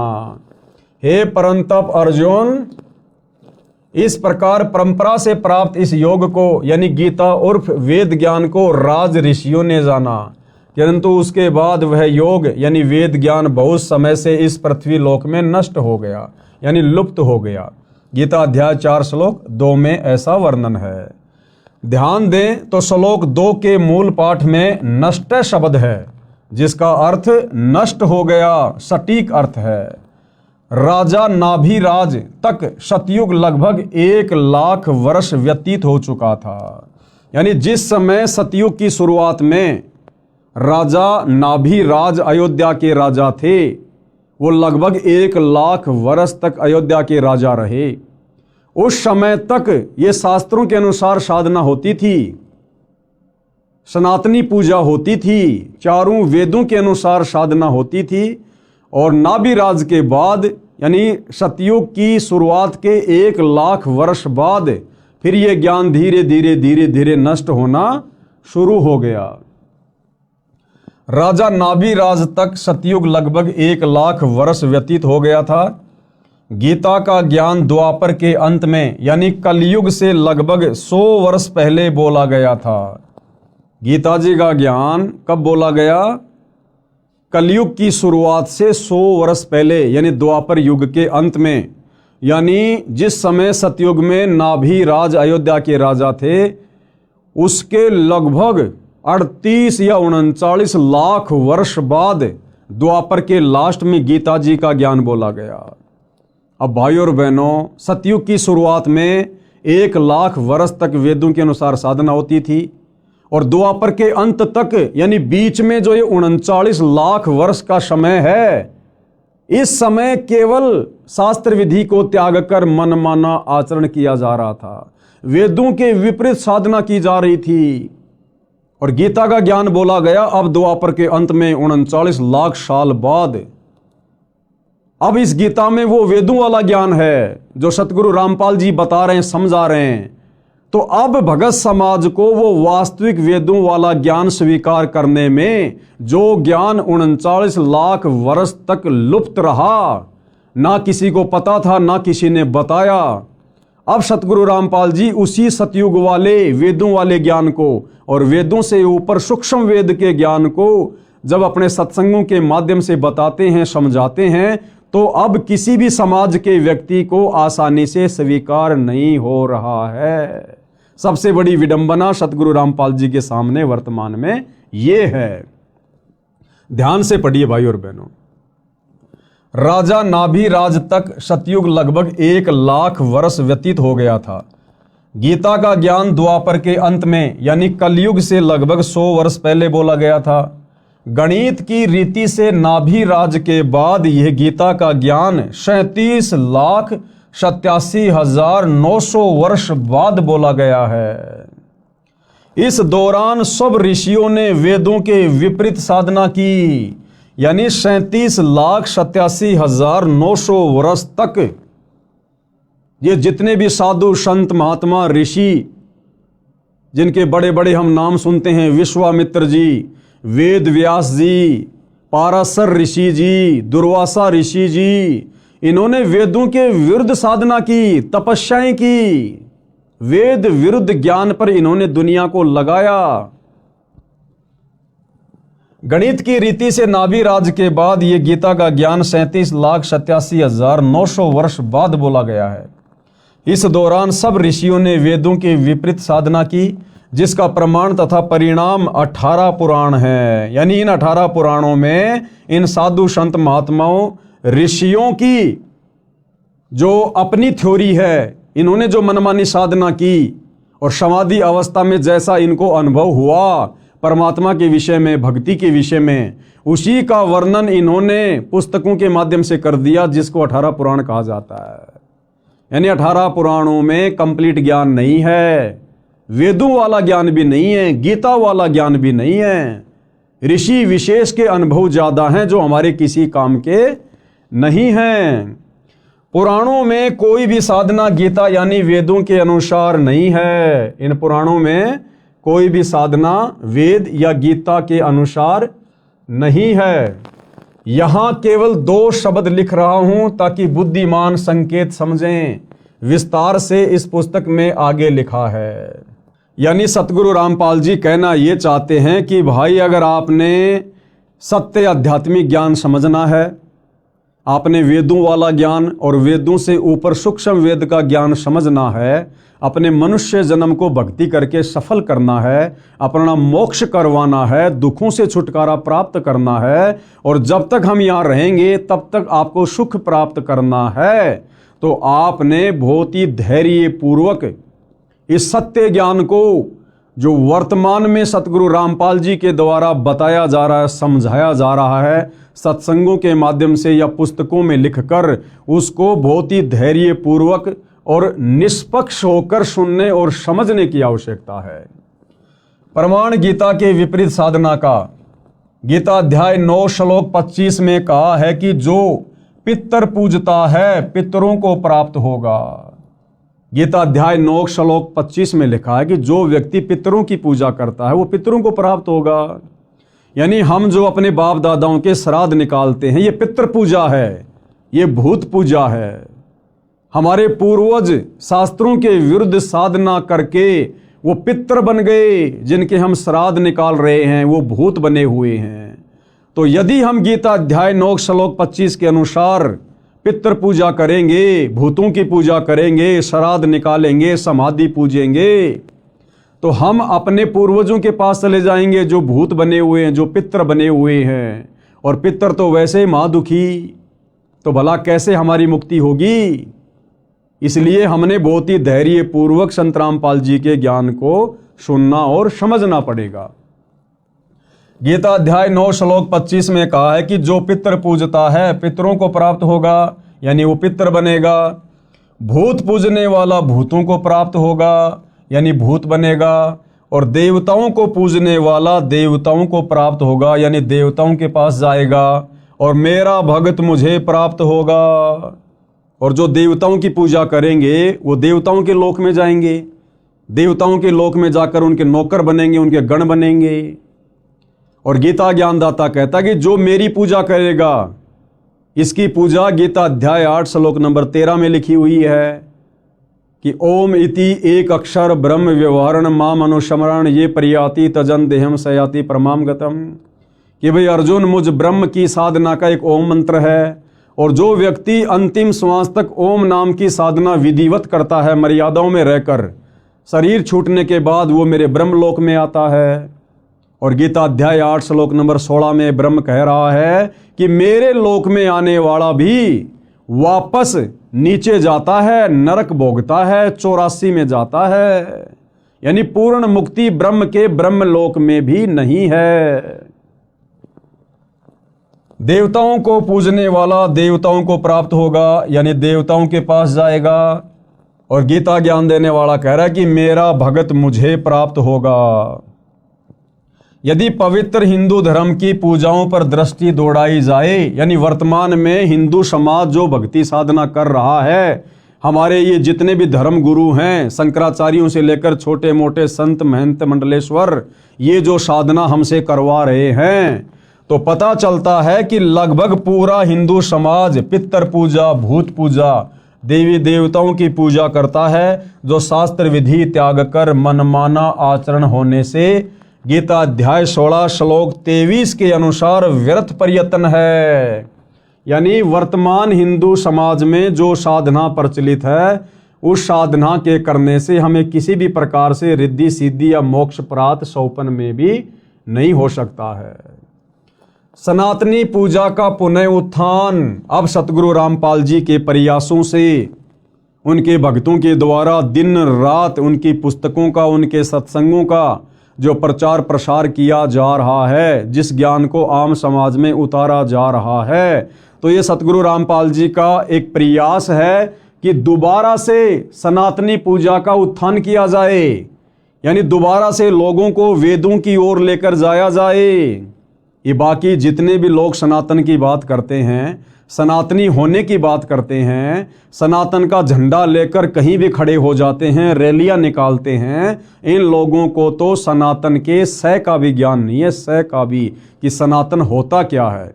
असल में सनातनी पूजा का उत्थान, यानी सनातन धर्म में सनातनी पूजा को सतगुरु रामपाल जी पुनः खड़ा करने में लगे हुए हैं। अब ये बात उनके सत्संग सुनने से और इन पुस्तकों को अच्छे से देखने, सुनने और पढ़ने से समझ में आएगी। सनातनी पूजा का उत्थान, मैं यानी लेखक कौन? सतगुरु रामपाल जी। मैं तथा 90% मेरे अनुयायी हिंदू हैं। हमने शास्त्र विधि रहित साधना त्याग दी, यानी जो साधना शास्त्रों में नहीं है, वेदों में नहीं है, जिस भक्ति के करने का विधान शास्त्रों में नहीं है, ना गीता में ना वेदों में, जैसे राधे राधे श्याम मिला दे, ओम नमो भागवते वासुदेवाय नमः, ये व्रत रखना, पितृ पूजना, श्राद्ध निकालना, समाधि पूजना, कावड़ लेके आना, पैदल यात्रा करना, मंदिरों को पूजना, मस्जिदों को पूजना, इस प्रकार की जो साधना है वो सतगुरु रामपाल जी के पंथ में उनका कोई भी अनुयायी नहीं करता है, क्योंकि ये सभी प्रकार की पूजा साधना शास्त्र विधि को त्याग कर मनमाना आचरण है। मैं यानी सतगुरु रामपाल जी तथा 90% मेरे अनुयायी हिंदू हैं। हमने शास्त्र विधि रहित साधना त्याग दी है, शास्त्रों को अच्छी तरह पढ़ा व समझा है, उसके पश्चात शास्त्रोक्त साधना प्रारंभ की है। कि हम लोगों ने ये देखा देखी में भक्ति शुरू नहीं की है। हम सतगुरु रामपाल जी के जितने भी फॉलोवर हैं, हम लोग कोई अनपढ़ गवार मूर्ख नहीं हैं, बहुत अच्छे पढ़े पढ़े लोग हैं। और हमने ये भक्ति साधना सतगुरु रामपाल जी से आंख बंद करके स्वीकार नहीं की है।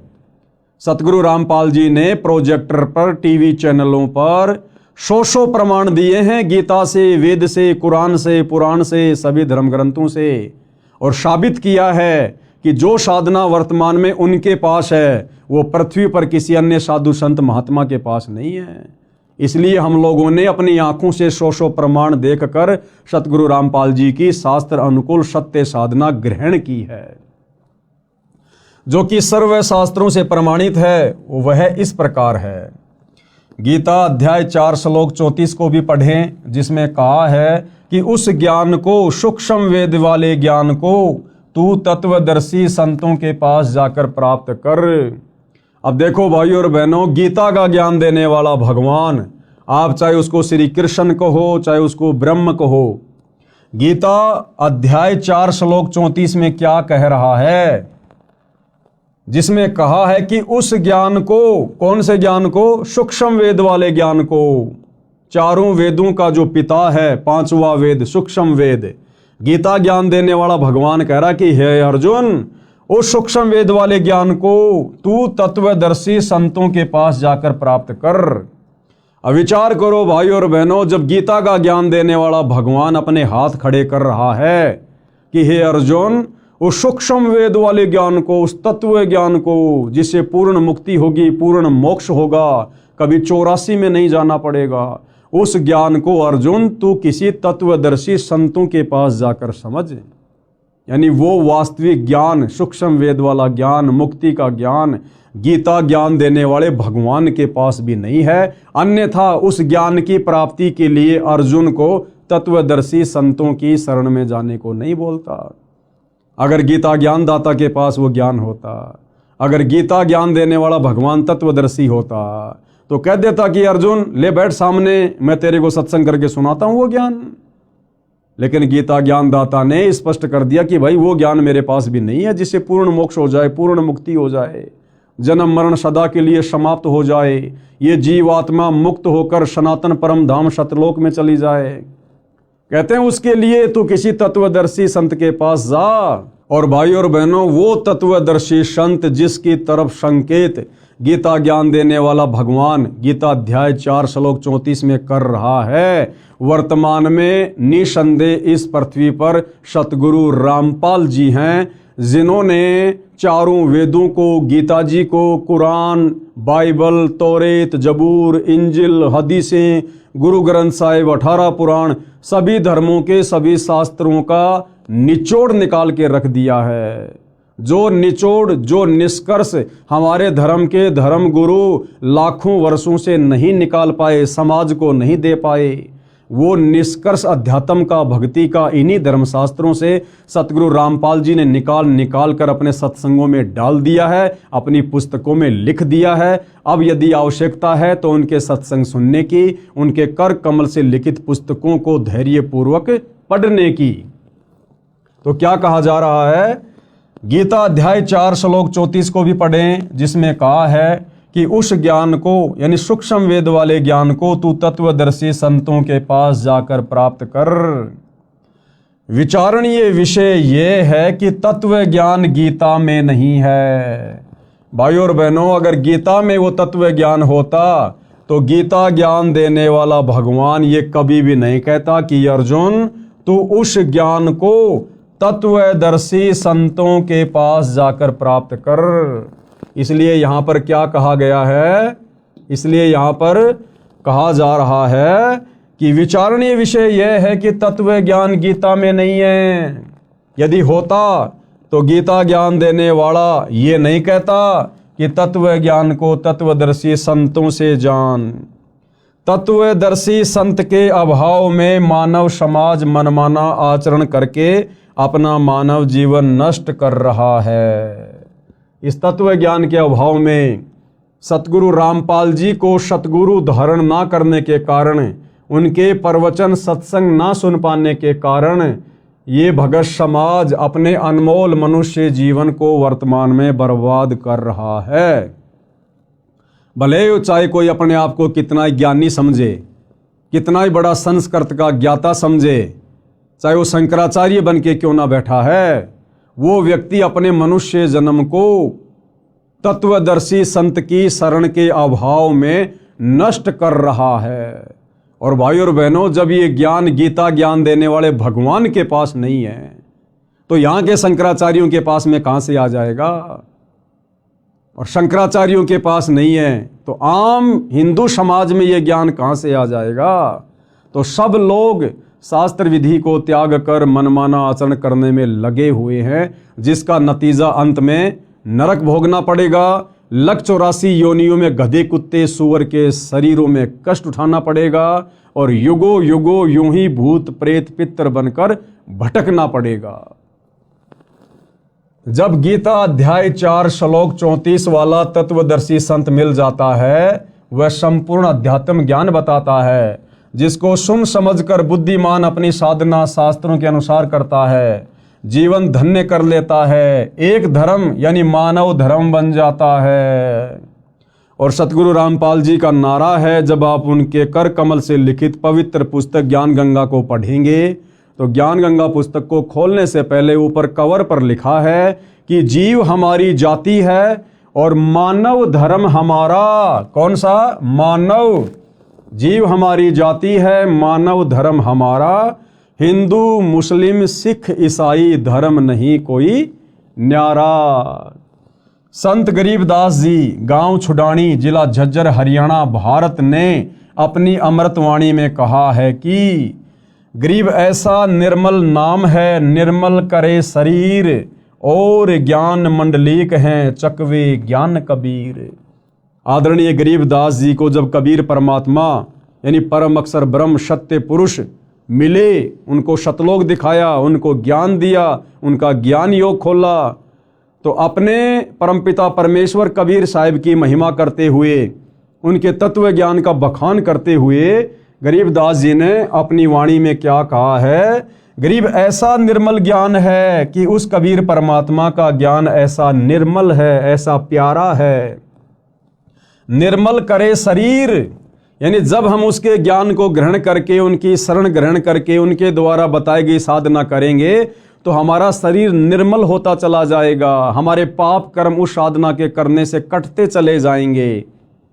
और ज्ञान मंडलीक है, उस कबीर परमात्मा के तत्व ज्ञान के अलावा और पृथ्वी पर जो भी ज्ञान है किसी भी साधु संत महात्मा का, कहते हैं वो तो मंडलीक है। मंडलीक यानी क्षेत्रीय ज्ञान है।